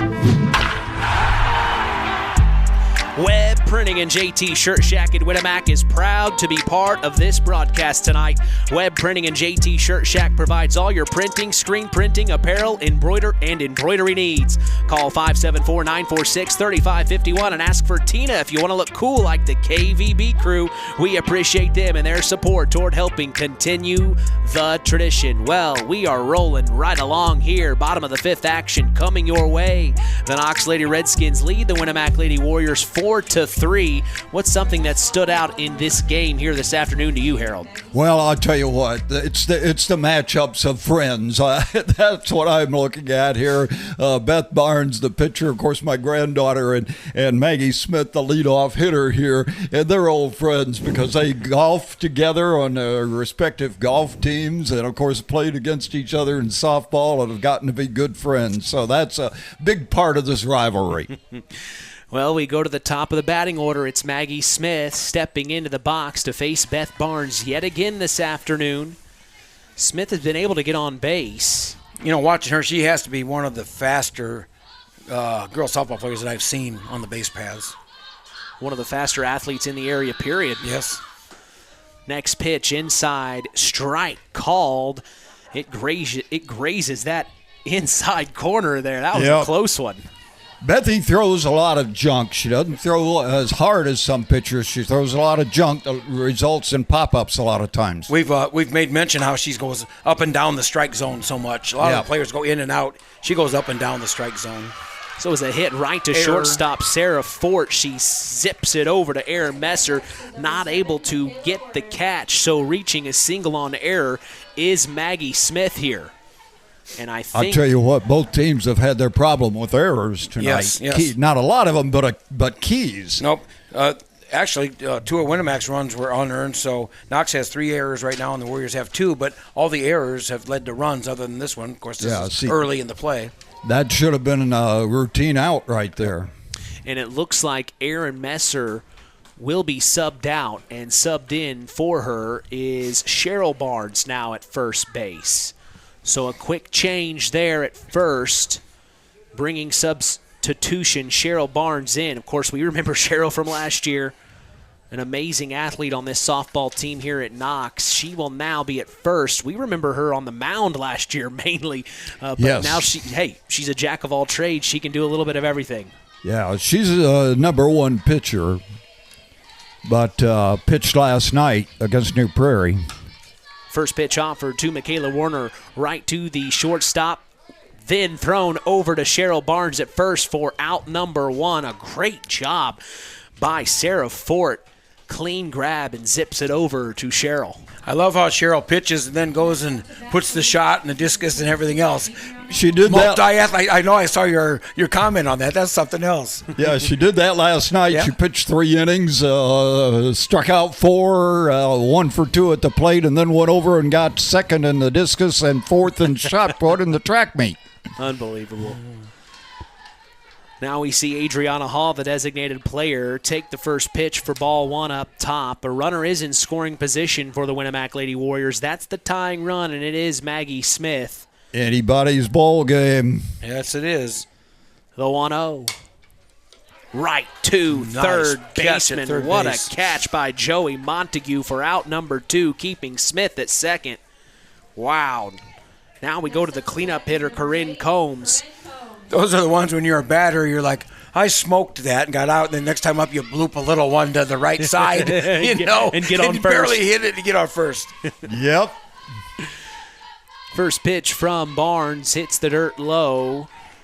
1 on, 2 out, bottom of the 5th here. The Lady Redskins lead 4-3. 1-0 count for Combs as she steps back in. Barnes deals. Popped up high, out of play, and it'll be a foul ball, making it 1-1 now. You know, the great thing about both of these teams is everybody contributes. Yes. You don't have that dominant player for either team, but everybody contributes for both of these teams. You can't count anybody out.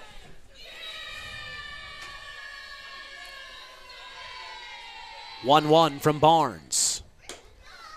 Up top ball called. And, we haven't really talked about it much, Al, but Carly Friedrich really does a great job behind home plate for the Knox Lady Redskins. She does. She handles the ball really well. And you watch, especially as runners on base, she's always looking. She knows what she's going to do with the ball before she even gets it. And that's a great attribute to a catcher. 2-1 up top ball called. Of course, her father, correct me if I'm wrong, is one of the assistant coaches on this team. So, anytime you're being coached by a parent, you probably know what you're supposed to do ahead of time. She plays a lot of travel ball. Next pitch offered is a strike called, makes it full now. So Corinne Combs looking at a full count. Anything close, I assume. We said Carly could have started varsity at catcher when she was in 6th grade. Swung on by Combs. Right to the third baseman. They throw over to Cheryl Barnes. Whoa! What a catch. What a play. And what a stretch. What a stretch at first base. Did the splits as Joey Montague gloves it and gets it to Cheryl for out number 3, leaving a runner stranded. The Lady Redskins are protecting that 1-run lead. It's 4-3 as we pause to come back for the top of the 6th. You're listening to KVB's WKVI Sports. It takes smart planning by a skilled expert to get you just the right heating, cooling, and energy-efficient system for your home.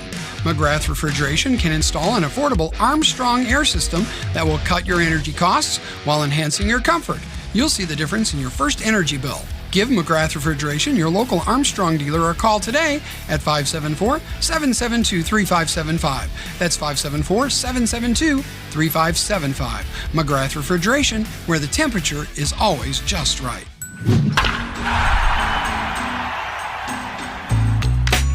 This afternoon's game is brought to you in part by Todd and Josh Lawrence of Lawrence Farms. We thank Todd and Josh Lawrence for supporting local high school sports. We go to the top of the 6th, 4-3. The Knox Lady Redskins lead the Winamac Lady Warriors. Mitch Columbia along with Al Breifogel. And, of course, Harold Welter is here supporting his granddaughters on the Knox Lady Redskins team. Of course, you're at every Knox Lady Redskin game, home or away. Oh, yeah. You've got to be there in support of the family. Oh, those retired guys, those retired guys. I hear they just hang out. I don't know. That's what I've been told. Hey, I'll tell you what. I had to be unbiased for 57 years, and I don't have to be unbiased when I go back down out of the booth here. At least verbally you were. We know where your heart was, buddy. So number 32 for the Knox Lady Redskins, Cadence Quall steps into the box. She takes the first pitch from Brooke Roush, who's still on the mound for the Lady Warriors. Ball 1 called. Delivers the next pitch. It's popped up high. Brody Goodman at first will make the play for out number 1. Brody Goodman is a glove. I mean, she is, and obviously that's why she's playing first base, but that glove deal runs in their family. I mean, the girls. Well, and her sister Emma graduated last year. Yes, as I say, they always had a glove. You didn't have to worry about them. I believe Emma was the catcher last year for the Winamac Lady Warriors softball team. That I couldn't tell you. Next pitch offered by number 10, Carly Friedrich. Gets by the center fielder. She's going to turn for 2. She's going to turn for 3. Is this going to be a triple? It is. She slides in. Carly Friedrich with a huge hit, and it's a triple. Book it. What a great effort by Michaela Werner. I mean, she laid out as far as she could possibly lay out to get that ball and just barely missed it. Up to bat next for Knox is number 2. And Friedrich has some good wheels, baby. Yes. 2 very fast players, one on each team. The Lady Redskins already lead 4-3. Now an opportunity to put one more run on the board, and Kiana Doolittle, the designated player, steps into the box here. Swung on. Fouled off. Coach Morgan didn't get a third chance. Too far out. He's 2 for 2 on the foul ball grounders. That one was just a little outside of his reach. Yeah, it was. Kiana Doolittle had a home run last night against New Prairie. Next pitch, swung on, popped up high. It may be fielded. No, not by the second baseman, and that gives enough time for Carly Friedrich to bring it home. Doolittle is going to advance to 2, but they tag her. Maggie Smith was there for out number 2, but that's enough. to bring Carly Friedrich home, and now you see manager Richie Morgan wanting an explanation from the infield umpire. Yeah, I don't know if he was saying interference on the first baseman or what happened there. I was watching the ball as it came off the second baseman, and they made a good play to get the out at second base. I think he's contending that the runner was hindered by the base defender. Yeah. Well, and then you see both umpires coming together to have a conversation here. Doolittle is not leaving second. She is standing there. She believes she earned it. The key is they both had to be watching, and you're watching ahead of the play. That was kind of behind the play with the throw going to second. We'll see what they do here. The play stands. Yeah, they are calling her out. And I don't think head coach Richie Morgan is very happy about it. This was a key moment in this game. They just brought another run across. They would get another run in scoring position. Yeah. He was fighting for his girls there on that play, but they say no. And now Jordan Goins pops up the next pitch high to the second baseman, and it is fielded by Winamac Lady Warrior Izzy Decker for out number 3, and that's the top of the 6th. But the Lady Redskins are able to bring one run across. It's now 5-3. They lead the Winamac Lady Warriors here in Winamac. We're going to take a break. Don't go anywhere. You're listening to KVB's WKVI. Have you ever wondered how much I could sell my vehicle for? Well, Auto Park Chevrolet GMC can help with that. We're looking to buy your vehicle. It is a quick, simple process that puts money in your pocket. Stop by the Auto Park on Oak Road for one of our sales professionals to assess your vehicle and have a cash price for you in moments. If you're looking to trade, we have stacks of inventory for you to choose from, or you can walk away with a check in hand. Don't hassle with listing on Marketplace or waiting forever to sell it privately. Let us make you an offer today. Auto Park Chevrolet GMC. Check us out at www.autoparkchevroletbuickgmc.com or call 574-936-5590 or come to see us next to Walmart in Plymouth. Back at Warrior Softball Field, beautiful Warrior Softball Field. Zingo Express of Knox is a proud sponsor of tonight's action. Stop by Zingo Express in Knox and fuel up both you and your vehicle the Zingo Expressway. We go to the bottom of the 6th. The Lady Redskins lead the Lady Warriors 5-3. Mitch Columbia along with Al Breifogel.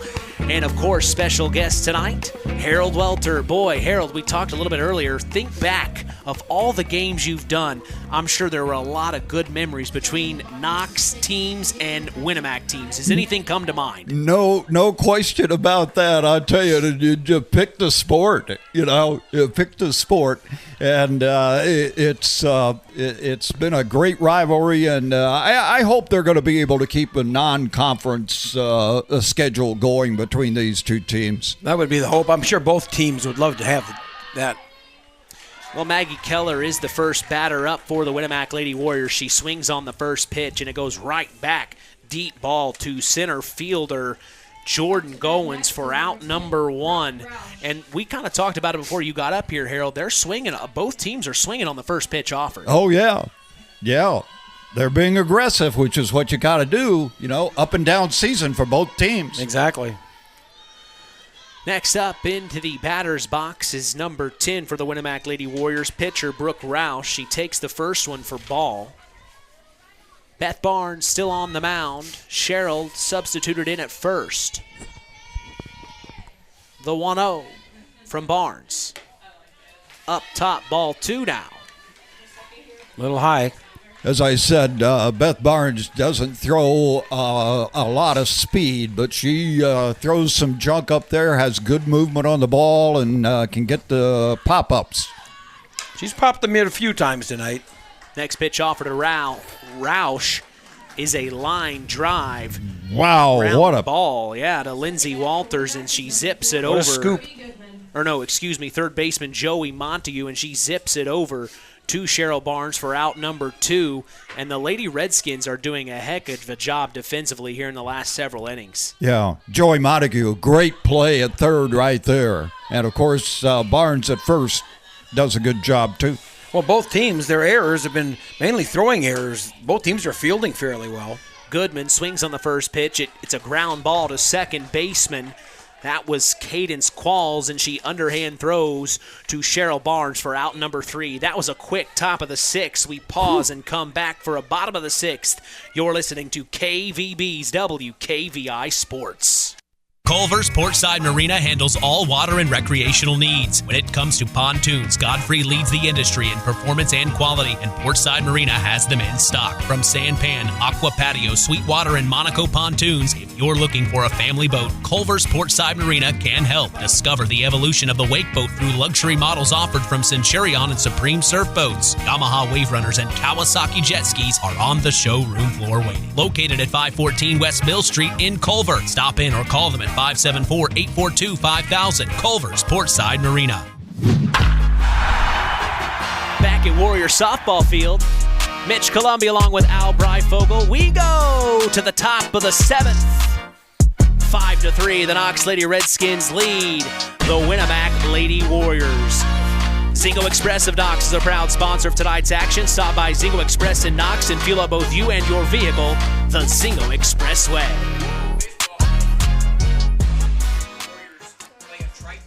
I haven't brought you in, Al. Oh. You got to realize who's in charge here, buddy. Look at that. You got to wait till I point to you, buddy. I'm running the show.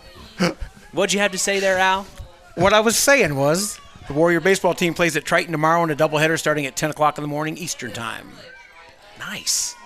Redskins up 5-3, but after what Winamac did at West Central last night, you can't take anything for granted in the 7th inning. For sure. This is core number 8, Elise Wolf, swinging on the first pitch offered. It's deep back to right field all the way to the warning track, and it's in there as it drops in there for a double. So, good job by Elise Wolf to stand on 2. The Knox Lady Redskins have come into their own here in the last couple innings. I've got the bats working.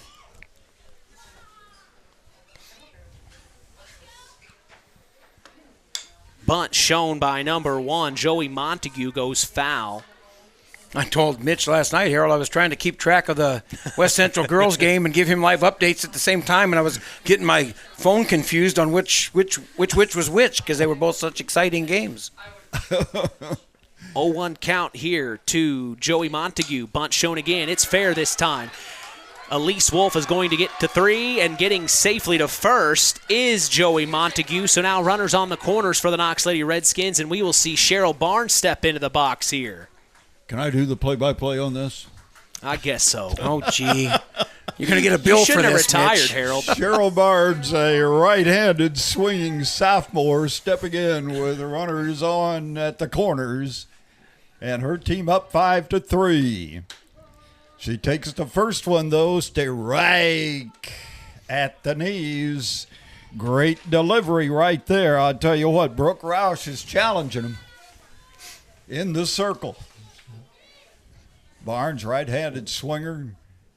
Wind up the delivery, and it's foul. Back into the screen, strike 2. Montague is able to get to 2. She's not afraid to swing the bat. She's got some power, as was proven in her throwing on the track team last night. Here is the wind-up, the delivery, and a smash into right field. Base hit's going to bring in 1. Well, it's going to bring in 2. So, and here is a bad throw, and Barnes is going to advance to second base. 4th error for the Warriors tonight. Wow, base hit and an error. And that brings in some runs for the Redskins, gives them a 7-3 lead. And as we said, they can't take anything for granted. Thanks for allowing me to do the play-by-play on Cheryl's batting there. Somehow there's something like really neat in that she gets a 2-run single when you're announcing it. Were you sending her like some mental telepathy vibes there, Harold, or what? Maybe a little telepathy. Hit it, Cheryl. Hit it, Cheryl. Hit it, Cheryl. Yeah, they're gonna. they're gonna bring Cheryl out and bring in a pinch runner here, and I'm gonna go back down on the sideline where I can really be prejudiced in favor of the Knox Lady Redskins. Well, now you're gonna leave now that you got a 4-run lead, huh? Yeah, look at the guy. I'm telling you. I'm going to take credit for it with the family. How's that? Thanks so much for allowing me to do this, guys. Hey, you have a good evening, Harold. We'll talk to you soon, okay? He's like, did you see that rally I brought the skins? 7-3 is the score as the Winamac Lady Warriors trail here in this one. Up to bat is number 3. That is Addison Spinagle, the number 9 hitter. She showed bunt. It goes foul, making it 0-1 the count here in the top of the 7th. The Lady Redskins have really opened things up here, up by 4 runs, Al. Yes, they sure have. Swung on. Chopper back to Brooke Roush. She throws over to Brody Goodman, and that is out number 1. But it does advance the runner to 3, so now the Lady Redskins have another runner in scoring position. You know, the Skins earned those runs. I mean, the error, the overthrow here at home didn't have anything to do with the 2 runs that they scored, but they seem to have, as the game's gone on, they seem to have gotten more aggressive with the bats, Mitch. And now you see the manager, Jenny Belcher, coming out to talk with Brooke Roush. It looks like her afternoon will come to a close. They are going to go ahead and warm up Adriana Hall, who was the designated player. So Roush's day will come to a close. They will allow Hall to warm up here on the mound. Every other position stays the same for the Warriors. That is 2 back-to-back strong performances by Roush. The Redskins may have just caught her here in this second day at the right time to be able to stretch the runs out on her. But really, overall, between what Roush did last night and now today, it just kind of got away from her the last couple innings. But really, other than that, Roush has done a very good job for the Warriors. Well, she pitched a strong game. I mean, she worked the ball up and down, in and out, got some batters out. There's been some great bunts in this game. I mean, that the front of home plate there must be like a marsh because, man, they're laying the ball down and it's not moving. So the players have taken advantage of that, and then, of course, the speed. So, yeah, she didn't pitch a bad game. She has nothing to hang her head about, that's for sure. We see number 6, Sarah Fort, back to the top of the batting order for the Knox Lady Redskins. They've been able to turn the batting order over and over several times this afternoon. I would go as far as to say they've had at least one more plate appearance each than the Warriors. Yes, definitely. With the amount of hits they've got, I agree. First pitch offered from Hall is inside. A ball called on Sarah Fort. She checks down the third base line to head coach Richie Morgan. Next pitch offered up top. Ball. Oh, no, he called it a strike that time. So 1-1 the count now to Fort. That's the first high strike in quite a while. I don't want him to hear me, but that's the first high strike in quite a while. The 1-1. Up top, ball called. Smart to come back to this pretty much the same spot, you know what I mean, on her part.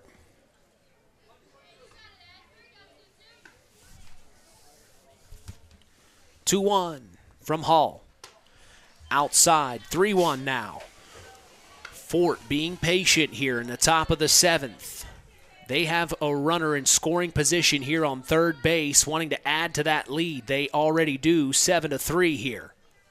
It's up to the Warriors in the bottom of the 7th to do kind of what they did last night against West Central here. Next pitch offered, strike called, full count. Inside corner. Good pitch. Now yesterday in the top of the 7th, the Lady Warriors were able to score 4 runs in the top of the 7th to go to the bottom where they were able to win the game. She ends up walking Sarah Fort, but here we are fast forward 24 hours later. In the top of the 7th, they will go to the bottom if they're able to hold on here, up by 4 runs. So they know from last night they've been able to get 4 runs in a half inning. Exactly. They just can't allow this to get any more than it already is here in the top of the 7th. There goes the runner, Sarah Fort to 2.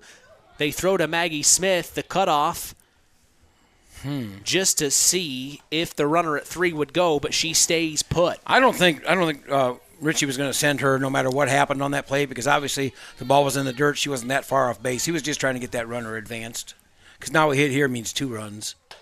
Strike called as Qualls let it go by, making the count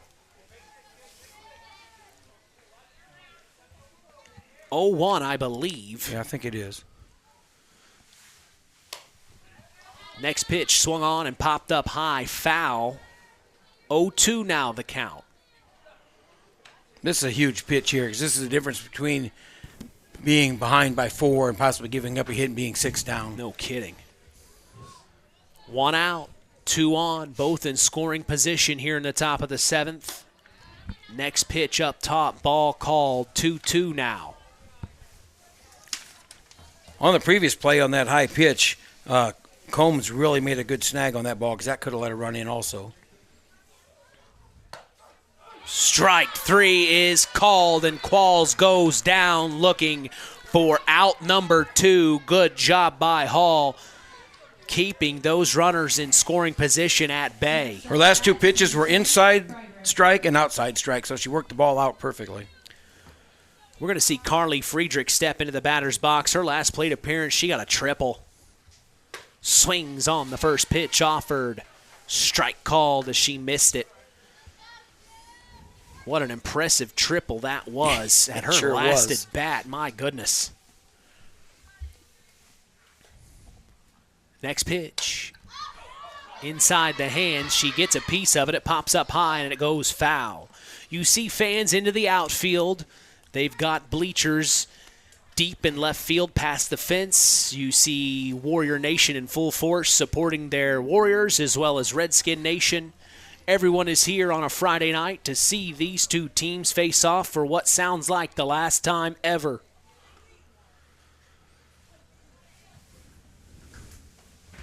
The 0-2. Ooh, a little outside. Makes it 1-2 now for Adriana Hall, trying to get out of this inning.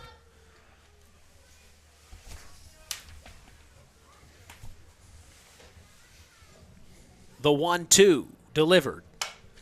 Ooh, barely pulled foul. Friedrich swung on it. That would have cleaned the 2 runners off the bases for sure. Had that been fair.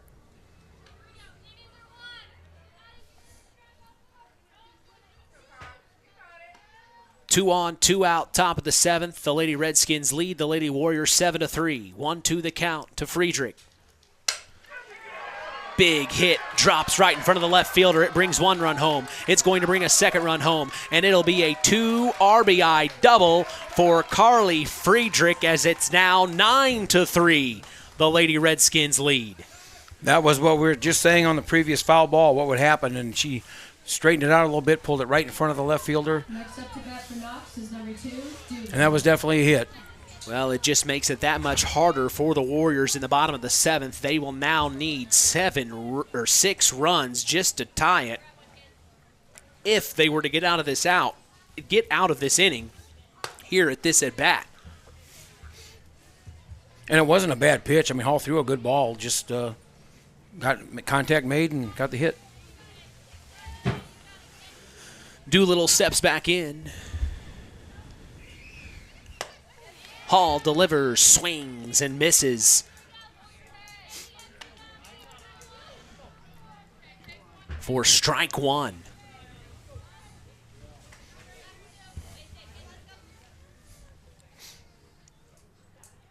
Next offering from Hall.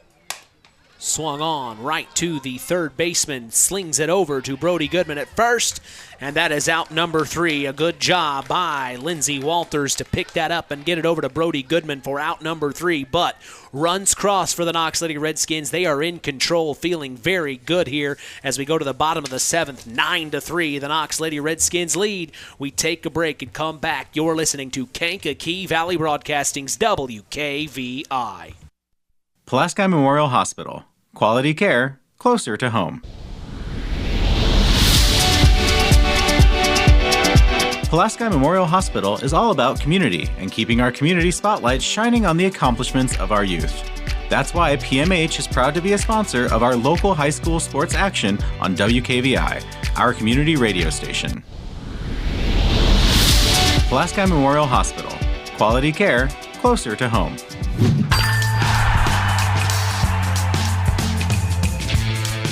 Stop by Papa Farm Pizza after the game for fresh ingredients that separates their pizza from any others. That's Papa Farm Pizza, downtown Knox. Call them at 574-772-5888 to place your order now. Today's broadcast is also brought to you in part by Nepco Crane and Equipment Services, specializing in mobile crane service.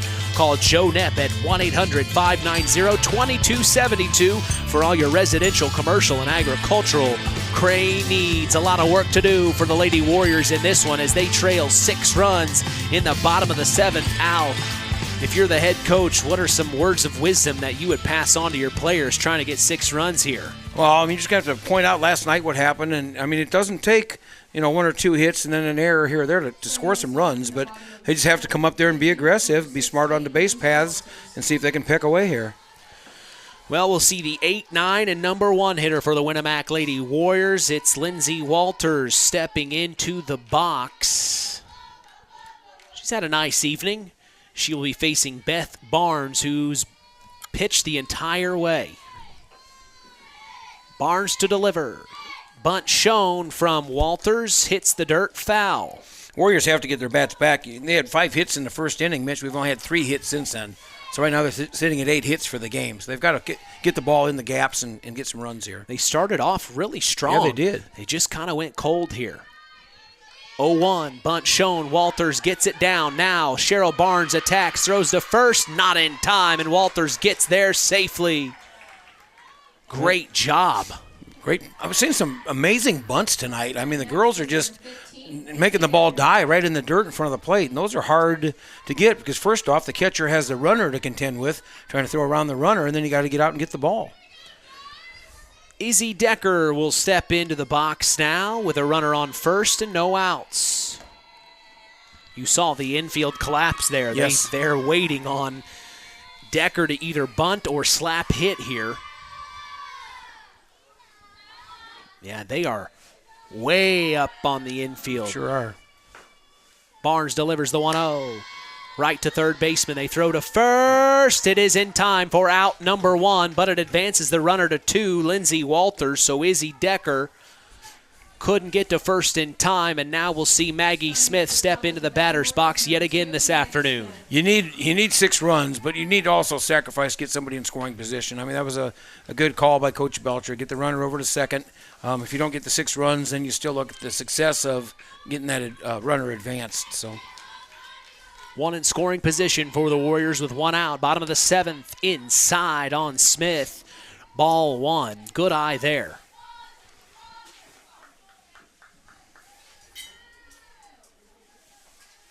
She steps back in. Set to go. Barnes deals. Low and outside. Ball 2. Barnes is trying to get the batters to swing at something off the plate to get ahead of them. So far, they've held back at it. 2-0. Oh, swung on, almost gloved by the third baseman, and she drops it. So getting to first safely is Maggie Smith.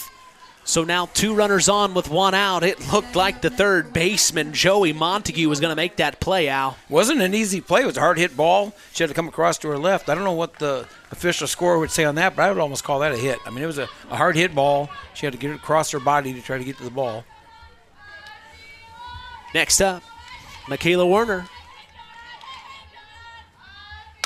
First pitch offered, popped up high, and it will be dropped. Oh my gosh, Maggie Smith is going to have to run to 2. She will get there safely, as now here comes the runner from 3. Another error on the infield.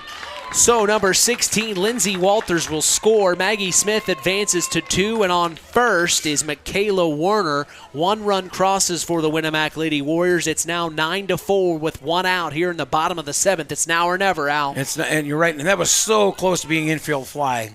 But it was in the outfield enough. The outfielder had a shot at it, so I kept looking how far out it was going to be.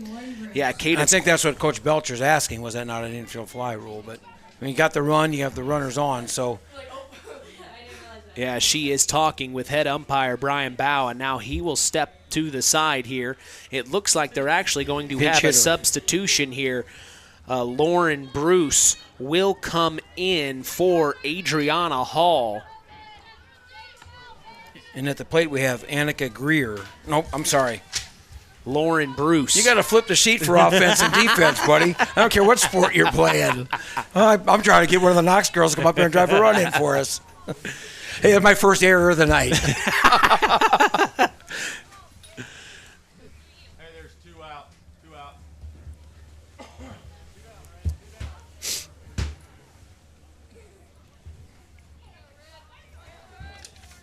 So with 2 outs here, Smith is on 2. And they are calling that out at first. Yes. For being infield. For the infield rule. So Warner is not on first. She was called out. That is out number 2. Smith is in scoring position on second base. They were still able to bring a run across, so now they trail 9-4 here in the bottom of the 7th. 0-1 count to Bruce. Swung on, popped up high, foul, out of play.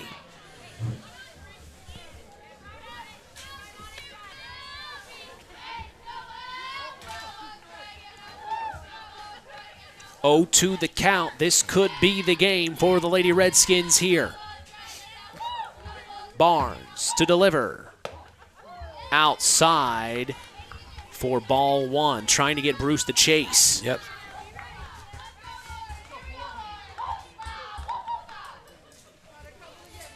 The 1-2 from Beth Barnes to Lauren Bruce. Swung on, and it gets through into the outfield. It advances Maggie Smith to third, and it will be a single for Lauren Bruce. Now runners on the corners for the Winamac Lady Warriors, and we see the cleanup hitter, Corinne Combs, step into the box. Friedrich got to the ball really quick. I mean, she prevented Maggie Smith from scoring on that by getting to the ball so fast.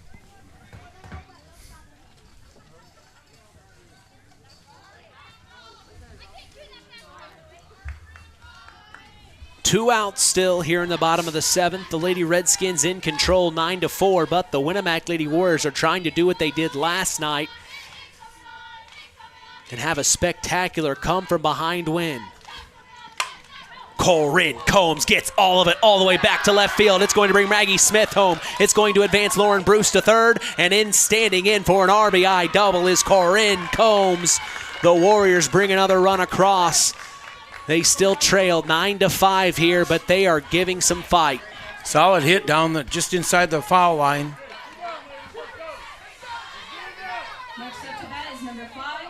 You hear the dugout from the Winamac sideline getting a little bit louder here, cheering on their Lady Warriors as we see number 5, Maggie Keller, step in, swings on the first pitch. High fly ball to center field. She dropped it. It's going to bring both runs home, and standing in for a 2 RBI double is Maggie Keller. And now the Lady Warriors trail 9-7.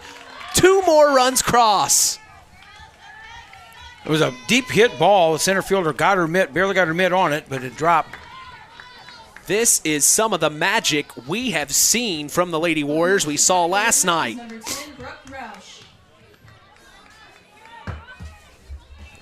So Brooke Roush will step in here with another runner in scoring position on second base. She faces Beth Barnes with 2 outs in the bottom of the 7th.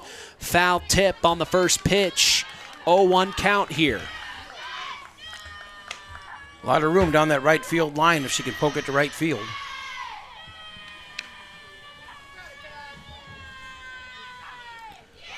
Here comes the 0-1 from Beth Barnes to Brooke Roush. Inside. Ball 1 called. You can hear the Lady Warriors dugout really excited here, trying to make this comeback happen. Yet again, 2 nights in a row is what it would be if they did it. Swung on, gets past the third baseman. It's going to bring another run home from second, and standing in for an RBI single is Brooke Roush. These Warriors just won't give up. They're now down 9-8, Al. 5 hits and 5 runs in the inning, Mitch. And you just said like that. Just like that. My goodness. You just never know. So now the tying run is on first, being Brooke Roush. They're doing all of this with 2 outs. It's Brody Goodman in the box, taking the first pitch for ball 1. And that dugout on the Winamac side gets louder and louder. They're up and at him.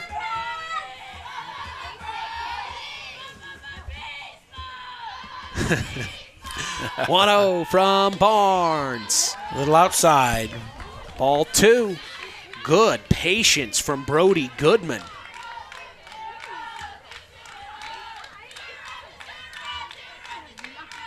She's going to step back in here. The 2-0 from Barnes. Up top, ball 3. Just got away from her, and you can tell she's a little upset with herself now. A walk here advances a tying run into scoring position, so this is a huge at-bat. 3-0 from Barnes to Goodman. She deals. Swung on. It's going to drop right in front of the center fielder, and it will advance a runner into scoring position. That's Brooke Roush. So now 2 on with 2 outs. We see Lindsey Walters step into the box here. That was a huge play to get the ball in by Friedrich in center field. And now here comes manager Richie Morgan. He calls time. He's bringing the infield together to have a chat with Beth Barnes here. The tying run is on first. Or no, the go-ahead run is on first. The tying run is on second. 6 hits and 5 runs in the inning after only 3 hits and no runs in the middle 3 innings.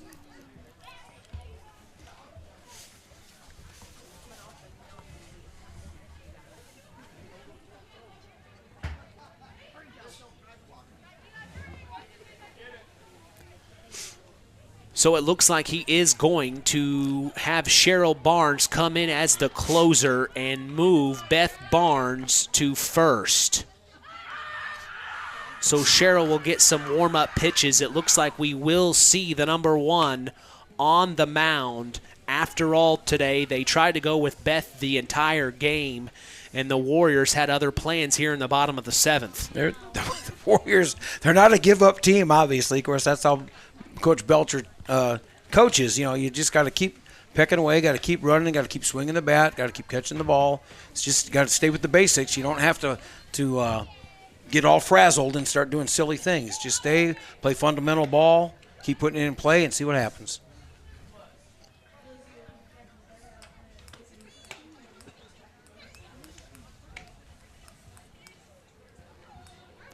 So as Cheryl warms up, we're still going to see Lindsey Walters up to bat here. With 2 outs, 2 on, bottom of the 7th. All Cheryl needs here is 1 out, and it's the Knox Lady Redskins win. I'm sure that they didn't want to get to this point.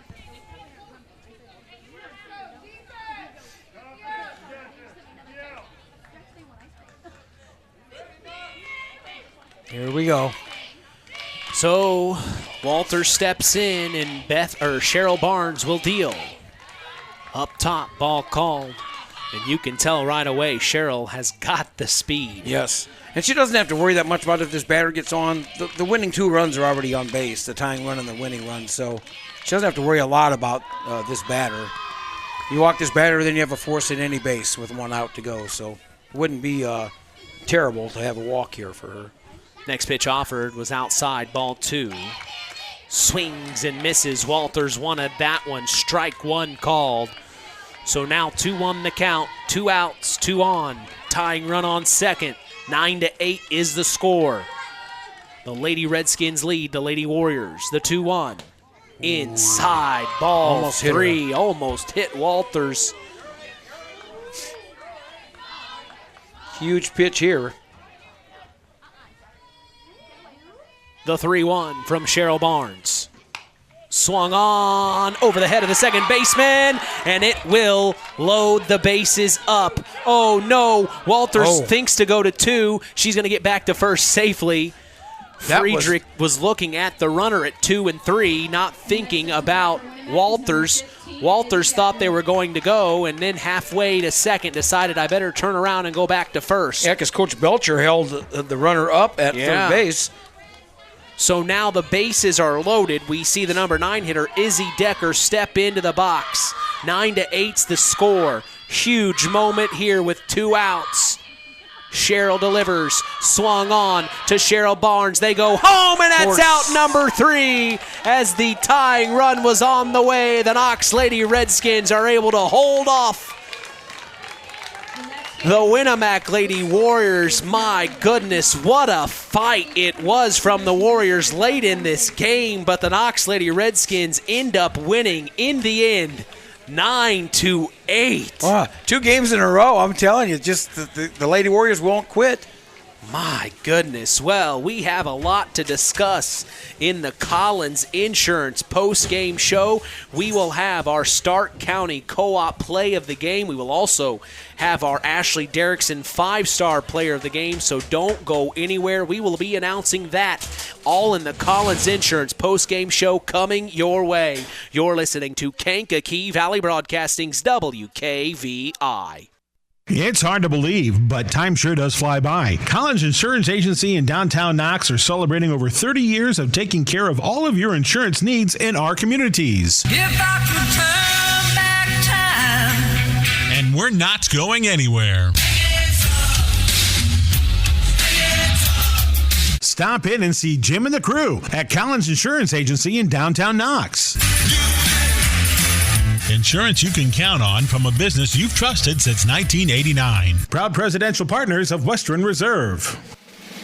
Welcome to the Collins Insurance Agency's post-game show.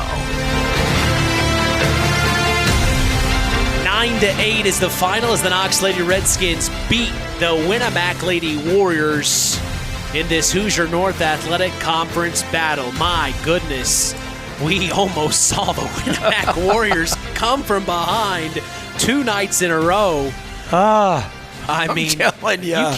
You can't think twice about these Lady Warriors. They are fighters. They won't give up. They just showed it again 2 nights in a row. It didn't go their way. Right. You know, they were down, 3 runs last night. They were down 6. They were able to get 5 runs. Yep. No panic. And they stayed calm. I mean, the bench was just totally into the game. You know, the bench was cheering. They were up on their feet. They were doing their cheers for the players, but they didn't panic and just played steady ball. That's what I said, going into that last inning. You just got to play basic ball. You just can't start trying to do silly things. Coach Belcher, holding up to load the bases, it was a smart move. You get thrown out at home plate with the win, the tying run, then where are you at? So they gave the batter a chance, they gave the runners a chance, and it just wasn't to be tonight. Well, I think it was a dominating performance for the Knox Lady Redskins. You take out that 7th inning, they really owned the game the entire way. It's just, it seems like when the Warriors' backs are up against the wall, that's when they really, really turn it on. Yeah, they play their best then, no doubt about it. Well, we're going to talk here in a moment. We'll talk in the break, figure out our Stark County Co-op play of the game, but our final in this one saw the Knox Lady Redskins beat the Winamac Lady Warriors 9-8. And like we talked about, the conference shakeup happening next year, from what I've been told by Athletic Director Brian Leverins, these 2 teams will not play next year. It is not on the schedule, so this was the last time that these 2 teams will face each other. I think it's the same way in football. Winamac and Knox will not be playing in football. Now they won't be playing in softball. I assume probably not in baseball after this season.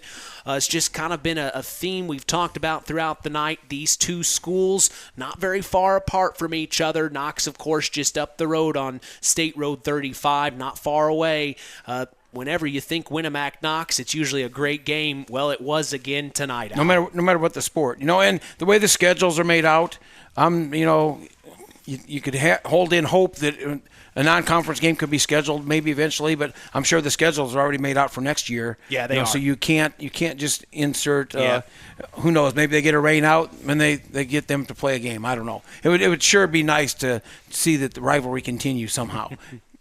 Well, a big win for the Knox Lady Redskins. They get the final say for now, at least, until who knows the future may hold between these two programs. But a big win for them, 9-8 over the Winamac Lady Warriors. We pause and come back for the Stark County Co-op play of the game. This is the Collins Insurance postgame show, and you are listening to Kankakee Valley Broadcasting's WKVI.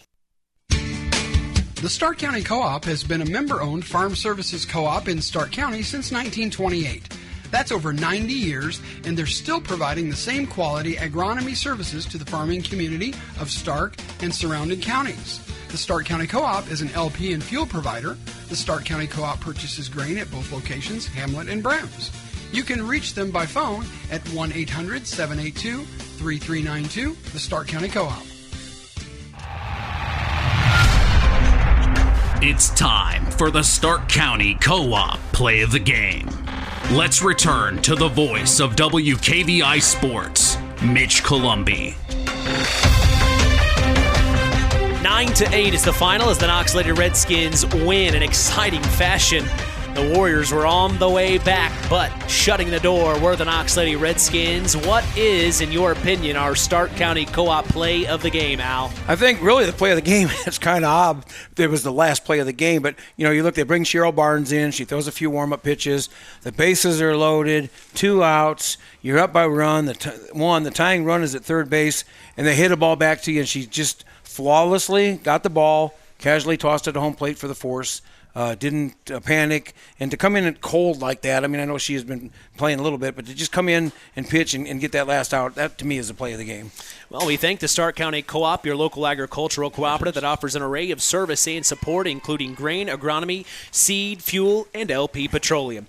Call 574-867-2411 to contact the Stark County Co-op. Yeah, we have an opportunity now to talk with head coach Richie Morgan. Our Stark County Co-op play of the game was the very last play of the game. Without that play, you guys don't get the win.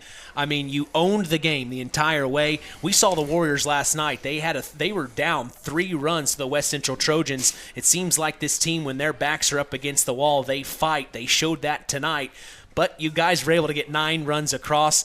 How do you feel after that game, Coach? Well, it's always good to have a W. And it was expecting to get that third out a little sooner would have been nice, but getting rid of that heart attack I think I had. But it was a good play.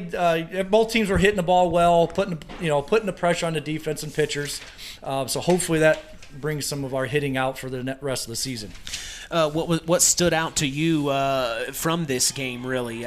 You really, if you take that 7th inning away, the Warriors, after that, the first inning when they were able to get a few runs, really, that chunk of the game, you really had it where you wanted it. Yeah, we played good defense, didn't give them much. They didn't put a whole lot of big hits or gaps on us. But I think, the big 2 hits for us were in that 7th inning with the 2 outs. Carly had a big hit, and Cheryl's big hit. I think it was 4 runs maybe brought across, which that's, the difference of the game, the way it ended up. Well, the Warriors, I point out, the Warriors had 5 hits in the first inning. And then the middle 5 innings, they only had 3 hits. And you're right, your defense stiffened up. Most of the errors tonight were throwing errors and weren't catching errors. I think your defense played, there was 4 errors showing there, but I think your defense played better than what 4 errors shows. Yeah, they played pretty well. They went a lot of small ball. They had some nice, well-placed bunts, and they've got some speed, so it put some pressure on to make a quick play. So, it was good pretty much all the way around. We had some mental errors, I think, to add in on that first inning that kind of hurts us. Seems like those are one that hurts us more than even just some errors anymore. Right. Well, you're coming up on a month already of this season going by, Coach. Who do you have up next? We got a doubleheader with North Newton tomorrow, and then back to conference play with Judson on Tuesday. Yeah, we're going to be there for that one, so that'll be a fun one. Another rivalry, cross-county rivalry we've got on the schedule, so we look forward to seeing you then. Congratulations on the big win. Yep. All right, that is manager Richie Morgan of the Knox Lady Redskins. Big win for them tonight. 9-8 was the final. Now we have an opportunity to talk to the Winamac Lady Warriors head coach Jenny Belcher. Boy, there for a minute, Coach, I'll tell you what, I thought we were going to see fireworks again. We were telling the listeners last night after what we saw, it almost seems like you guys have to have your backs up against the wall to really get going. I don't know. I think you might be right. Boy, to come back like we did, we scored a lot of runs in that last inning, just going one at a time. Well, you did score 7 runs. And 5 runs. And this team, you can tell from watching them, they're having fun. They never quit, they never give up. And I just talked to them tonight after the game about how much growth we have seen just in this week. We started the week against Pioneer and did not do well. We had been struggling at the plate, struggling to make contact with the ball. We had a rough practice Wednesday night, and then I would have known that. Exactly. What's a rough practice, Coach? We had a hitting practice that was not fun. Okay, things did not go well, and then they came out and did what they did last night. You guys were able to see that at West Central, and then tonight, we've had problems scoring runs, and this team. Something the switch has been flipped, and they're putting the ball in play, and we've had some games with double-digit strikeouts, and then our assistant coach down there, Courtney Brandt, she told us we didn't have any strikeouts tonight. So, for us to play that ball game 7 innings long and not have a strikeout, we're making some good contact. I was surprised because you hit the ball well in the first inning, and then you hit that little drought in the middle 5 innings. But I was surprised when I got here to find out that your batting average as a team starting night was only 250, Right. and that kind of surprised me because I know you're an aggressive coach, and I know the players are always aggressive. And so, what was the strikeouts part of the problem coming into the next game? Yeah, You're batting 250. Yes. In the games previous to this, yes, we've had a lot of strikeouts. We've worked hard. We've worked hard in the few practices that you have, during a softball season, because once the games get going, it's pretty much you're going to practice on Wednesdays, and that's about it. Right. Because you're playing games every night. So we've tried to take those opportunities and work on our hitting and work on putting the ball in play. And, I told them, yes, this wasn't a perfect game tonight, but we've made some strides in a positive direction. Mm-hmm. So I'm really pleased with that. You didn't panic. And we mentioned numerous times. I'm like, when you're behind by that, you got to come out the last inning. Just play baseball. Just play your basic ball. Right. Holding the runner up at third, loading the bases, great call. Because don't second guess yourself because that was a great call. And it was. And when in that last inning, Maggie Smith was at second base, and one of her teammates hit a single. And I never hold Maggie at second on a single, and I stopped her at third. And she kind of looked at me. I said, hey, listen, we're still down by 4. Yeah, you're not that's in right. the game with the play at the plate. Okay? You're right. We got a long way to go. So you're right. And then we even got some more hits. So yeah, they really stuck with it and didn't quit. Something I also wanted to bring up was they presented you with a wonderful plaque at the beginning of the game. 300 career wins, Coach. I was told by Athletic Director Brian Leverage you actually did that last season in the sectionals or something to that effect. But they were able to finally give you the proper dedication and give you a moment there at home plate before the game. He said you had no idea it was coming. No, I didn't. But when you think back to all the games you've coached, 300 wins, that's nothing to scoff at. You can't get 100 games in one season. How does a 30-year-old coach win 300 games? I need some brownie points here. I tell you what, I think it's two things. First of all, to get that many wins, you have to have been doing it for a really long time, and you have to have been fortunate enough to coach some good players. There you go. And those two things I've been fortunate enough to have here at Winamac. I've been doing it for quite a while, and we've had a lot of good players go through here. I did some coaching at South Newton, my school prior to Winamac, and when I got here, this program was already established and already going in the positive direction, and I was just fortunate enough to come along at the right time, I think. I remember, too, thinking back, because I told Mitch, I coached a few hundred summer league softball games back in the day, when we didn't have the infield fly, we didn't have, we talked, the late Dr. Udis and Coach Nye and stuff, we talked before the next season. We said, we need to start playing by the rules. Because our coaches were trying to teach the kids. It's like coaching 7th grade with no youth league football program, and you're trying to teach a kid how to get in the stance. Instead, it looks like he's squatting over to pick something up. And I think, that was one turning point, I think, in the program. And then, of course, Ron set the seeds in. You've done a great job taking over for him. I mean, I enjoy being a Winamac fan and from all the sports. But I think that the program is really under good hands right now. Well, thank you. Yep. we're looking for good things ahead. We took a lot of positives from tonight. Yes, it's a loss, but we'll take positives from tonight and hopefully keep it going. Yep. Well, Coach, I appreciate you coming up here and talking with us. Congratulations on the over 300 career wins at this point. Thank you. Just what an accomplishment for you, and keep up the good work. Thanks. I appreciate you guys being here. We'll have to do number 400 when it comes out. Okay. Wonder how old I will be by then. I don't know. I'm going to be about 90. Appreciate your time, Coach. That is manager Jenny Belcher of the Winamac Lady Warriors Softball Club. A tough loss tonight, but like she said, some positives to take away. Hey, when their backs are up against the wall, they are fighting and they are not giving up. So congratulations to the Knox Lady Redskins. Carly Friedrich there at the end, along with Cheryl Barnes, getting that final out as that being our Stark County Co-op play of the game. Today's broadcast is also brought to you in part by 5 Star. We thank them for supporting local high school sports and remind you to shop local. That's 5 Star in the Knox Mall. This is the Collins Insurance post-game show. They are also part of the broadcast, taking care of all your insurance needs. Jim Collins told me to tell you, call him anytime at 574-772-6844. That's Collins Insurance, supporting local high school sports. Quick break, come back. Ashley Derrickson, 5-star player of the game, is coming up next. This is the Collins Insurance post-game show, and you are listening to KVB's WKVI. Since 1936, Standard Plumbing, Heating, and Air Conditioning have always taken pride in doing the job right. Third-generation owner Brian Hammond and his family have always set the standard when it comes to taking care of all your heating and cooling needs. Making your home a comfortable home is the absolute top priority. If you are uncomfortable in your home, give them a call at 574-936-4660. Follow them on Facebook. Let Standard Plumbing, Heating, and Air Conditioning help you take control of your comfort.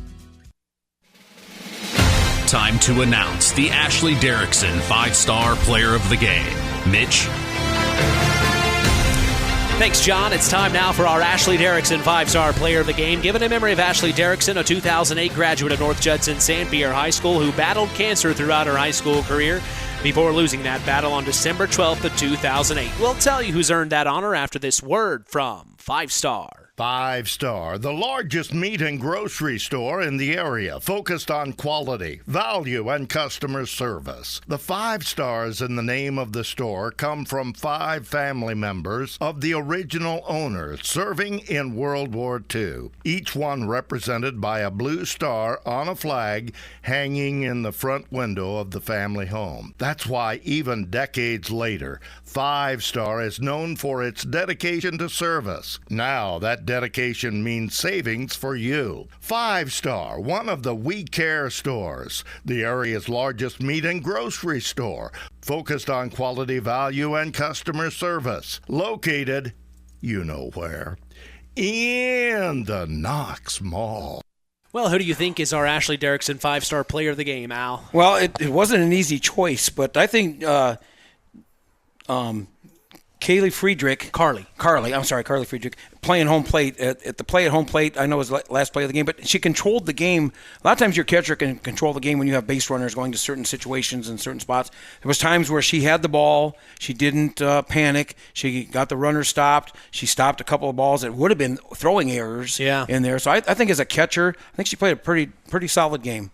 Well, congratulations to Carly Friedrich on being named our Ashley Derrickson 5-star player of the game. KVB Sports will be back in action tomorrow afternoon to see the Culver Cavaliers host the Knox Redskins Baseball Club in Game 2 of their doubleheader. We will be going live roughly around 12 p.m. Eastern, 11 a.m. Central, right here on 99.3 FM and streaming throughout the world on WKVI.com. We also remind you to join us each weekend throughout the school year for the Saturday Sports Line. That's the longest-running high school sports show in Indiana, thanks to our very own Harold Welter. We always have several of our area head coaches on hand as we go live at 9 a.m. Eastern, 8 a.m. Central on 99.3 FM and online at WKVI.com. If you missed tomorrow's Saturday Sports Line, don't worry. We remind you of the Saturday Sports Line replay every Sunday at 7 p.m. Eastern and 6 p.m. Central. We also invite you to follow us on social media. We are on Instagram at WKVI Sports, on X, formerly Twitter, at KVB Sports, and on Facebook at Sports to the Max for all Kankakee Valley Broadcasting sports content. Final word from you tonight, Al. Thanks for having me. Great. I enjoy doing sports. One time Plymouth 2, my employer sent me for some training, and I came back and they said, well, after $1,000 in training, we figured out you're an extrovert. I could have told them that for $5, but I enjoy sports, always have. Sports has been part of my family for forever. Great facility, glad to come down here and get my first game under my belt here, and just always know that I'm warming up in the bullpen. Well, we didn't really get a chance to talk about it, but the Gritty Awards last weekend were just phenomenal. Of course, we had two of our area athletes honored. Cole Kozakar of North Judson St. Is actually on the cover for next year. It's hard. He will be on the cover. It's hard to get. That's the top 25. That's our primetime 25, and we take very seriously which players we pick. And we try to spread it out a little bit. Obviously, if you're primetime 25, athletes would be like 5A, 6A, but there's some doggone good players at 1A, 2A, and 3A, and we try to include them in the Gritties and also in the cover. And congratulations on him. And also Miles McLaughlin, yes, of Knox. As a sophomore, got a Gritty. I'm gonna tell you, we just don't throw these Gritties out, son. No. You have to make some all-star teams. You have to make some grades. You have to do some things. We try to spread it around. Of course, the two Gritties that we give that are non-football related, the Jason Kuntz Badge of Courage and the Brad Rifle Spirit of Sport, our own Tim Roth actually won both of those, and he's the only dual winner for those awards. And he earned them in a way that most people don't want to earn awards. Through cancer, through losing Tyler and stuff. So. Enjoy it. I hope you guys come back next year. Yeah, I enjoyed sitting with you. We had a really good time. It does drag on a little bit, and I did mention to Paul that we need to have better beef next year, or we need to have sharper knives. Just throw that in. Paul's already aware of it, so we have our email system going for the good things and the bad things. I didn't expect the ending to happen. And he asked the question, he said, is there anyone in here that is doing what they've always wanted to do since they were 4 years old? And, me, that's what I've always wanted to do since I was 4. Right. I raise my hand and I look around and I realize, boy, this is pretty rare. It's pretty rare to say. It's rare to say you're doing what you've always wanted to do. And I've always wanted to do this since I was 4 years old, since I could dribble a basketball. Right. I was an only child hanging out outside. How am I going to make this entertaining? I gotta call the game. Right. Columbia to Columbia, back to Columbia. Columbia for 3. Columbia scores. Columbia's the star of the game every game. Well, Paul's story was, as a child, Paul was pretty sick most of the time. He didn't get to play sports. So really? Paul was like the manager, and he would help out and stuff. And he learned coaching through that. He's actually has some records at Hobart as a basketball coach in middle school. He has a few undefeated teams coaching basketball. And then he started Indiana Football Digest, and then Regional Radio Sports started. Regional Radio Sports started originally with just Hobart Bricky games because Paul and I both graduated from Hobart. Right. He went to Down Howell, went to the administration, said, I'd like to put every Hobart Bricky game. And that was back when they were winning state championships every other year. Wow. That was back in the day. So, he's just a great guy. We've been friends for forever. He's a caring person. He's a giving person. And he just wanted to do something for the high school kids to dress up a little bit. Everybody dress up a little bit, have a nice meal, and get some awards. So I look forward to seeing you guys again next year and following years. Well, we appreciated the invite. It was a lot of fun. I'm glad we were able to talk about it. But our final in this one tonight saw the Knox Lady Redskins Softball Club beat the Winamac Lady Warriors 9-8. As from all of us here at KVB, we thank you for listening to Indiana High School Sports. For our special guest sports analyst, Al Breifogel, our in-game announcer, John Thompson, I am Mitch Columbi. The tradition continues. We are Kankakee Valley Broadcasting's WKVI. Thank you for listening to Indiana High School Softball on Kankakee Valley Broadcasting's WKVI. Sponsored in part by Culver's Portside Marina, NEPCO, Crane and Equipment Services, Farm Fertilizers, First Farmers Bank and Trust, Lawrence Farms, Mark's Body Shop in Knox, Zingo Express, Pulaski Memorial Hospital, Stark County Co-op, The Auto Park with locations in LaPorte, Plymouth, and Bremen. Standard Plumbing, Heating, and Air Conditioning. Collins Insurance. Howard's Marathon of Winamac. And 5-Star. We'd like to thank our sponsors for their dedication in supporting local high school sports and helping continue the tradition on Kankakee Valley Broadcasting's WKVI.